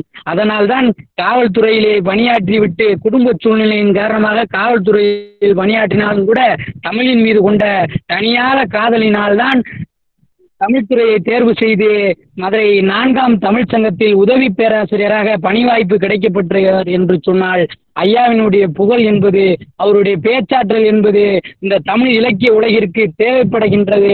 அது அன்னை பராசக்தி மீனாட்சி அம்மனுடைய திருவருளால் தான் நடந்தேறி இருக்கிறது என்பது என்னுடைய மிக முக்கியமான கருத்தாகும். அதனால்தான் ஒரு பத்திரிகை கூட இப்படி சொன்னது, ஐயாவை ஏடு படித்து ஏட்டு சாதனை என்று சொன்னது என்று சொன்னால் ஐயாவினுடைய புகழ் மென்மேலும் வளர இந்த பைந்தமிழ் இலக்கிய பேரவையானது அன்னை பராசக்தி மீனாட்சி அம்மனை வணங்கி வேண்டி விரும்பி கேட்டுக்கொள்கிறது. இந்த நல்ல நேரத்திலே வந்து எங்களுக்கென நேரம் ஒதுக்கி சிறப்பித்துக் கொடுத்த ஐயா ஆர்மம் அவர்களுக்கு நன்றியை தெரிவித்துக் கொள்கிறோம். இந்த இனியதொரு நிகழ்வை சிறந்த முறையிலே தொகுத்து வழங்கி கொண்டிருக்கக்கூடிய பைந்தமிழ் இலக்கிய பேரவையினுடைய இணை ஒருங்கிணைப்பாளர் அன்பிற்கினிய தொகுப்பாளினி கோமதி அவர்களுக்கு இந்த நல்ல நேரத்திலே சிறந்த முறையிலே தொகுத்து கொடுத்ததற்காக நெஞ்சார்ந்த நன்றியும் நன்றி கலந்த வணக்கத்தையும் தெரிவித்துக் கொள்கிறோம். அது மட்டுமல்ல, இந்த இனியதொரு வேளையிலே இணைய சிக்கல்கள் ஏதுமல்லாமல் எங்களுக்கு சிறந்த முறையிலே தொழில்நுட்ப உதவிகளை செய்து கொண்டிருக்கக்கூடிய அன்பிற்கினிய சகோதரர் ராமவரன் அவர்களுக்கும், ஒருங்கிணைப்பாளர் என்ற அன்பிற்கினிய சகோதரர் அதிவீரபாண்டியன் அவர்களுக்கும், அன்பிற்கினிய சகோதரி நெறியாளர் செல்வராணி அவர்களுக்கும், எங்களுக்கெல்லாம் தலைமை ஆலோசகராக இருந்து எங்களை எல்லாம் வழிநடத்தி கொண்டிருக்கக்கூடிய ஐயா முரளி அவர்களுக்கும், மற்றும் இந்த ஞாயிறு பொழுதுகளில் இந்த இனியதொரு நேரத்திலே தமிழுக்கென்று நேரம் ஒதுக்கி கிட்டத்தட்ட ஒரு 1.5 மணி நேரங்கள் ஒதுக்கி செவிசாய்த்த ஐயாவினுடைய அந்த அருமையான வீரம் செறிந்த அந்த பேச்சுக்களை தமிழரினுடைய வாழ்வியல் நெறிமுறைகள் எல்லாம் கேட்டு இந்த நிகழ்வை சிறந்த முறையில் வெற்றியடை செய்த இந்த அனைத்து கலந்து கொண்ட பார்வையாளர் அனைவருக்கும் தான் எங்களது முதற்கண் வெற்றியை சொல்லிக்கொண்டு, ஏனென்றால் பார்வையாளர்கள் அதிகம் கலந்து கொண்டால்தான் ஒரு நிகழ்வானது சிறந்த முறையிலே சீரிய முறையிலே வெற்றி என்பதை காண முடியும். அப்படித்தான் இந்த நிகழ்விலே கலந்து கொண்ட அத்துணை பேருக்கும் நன்றியை சொல்லிக்கொண்டு, அது இன்னும் ஒரு நபரை நான் சொல்ல விளைகிறேன். சகோதரி அமிதா அவர்களையும் இந்த நல்ல நேரத்தில் எங்களோடு தொடர்ந்து பயணித்துக் கொண்டிருக்கிறார். அவர்களையும் வருக வருக என்று வரவேற்று இந்த நிகழ்விற்கு ஒத்துழைப்பு நல்கிய அனைத்து தமிழ் சொந்தங்கள், ஆசிரியர்கள், பேராசிரியர்கள், அனைத்து உறவுகளுக்கும் நெஞ்சார்ந்த நன்றியும் நன்றி கலந்த வணக்கத்தையும் கூறிக்கொள்வதில் பெருமையில் அடைகிறேன். நன்றி, வணக்கம்.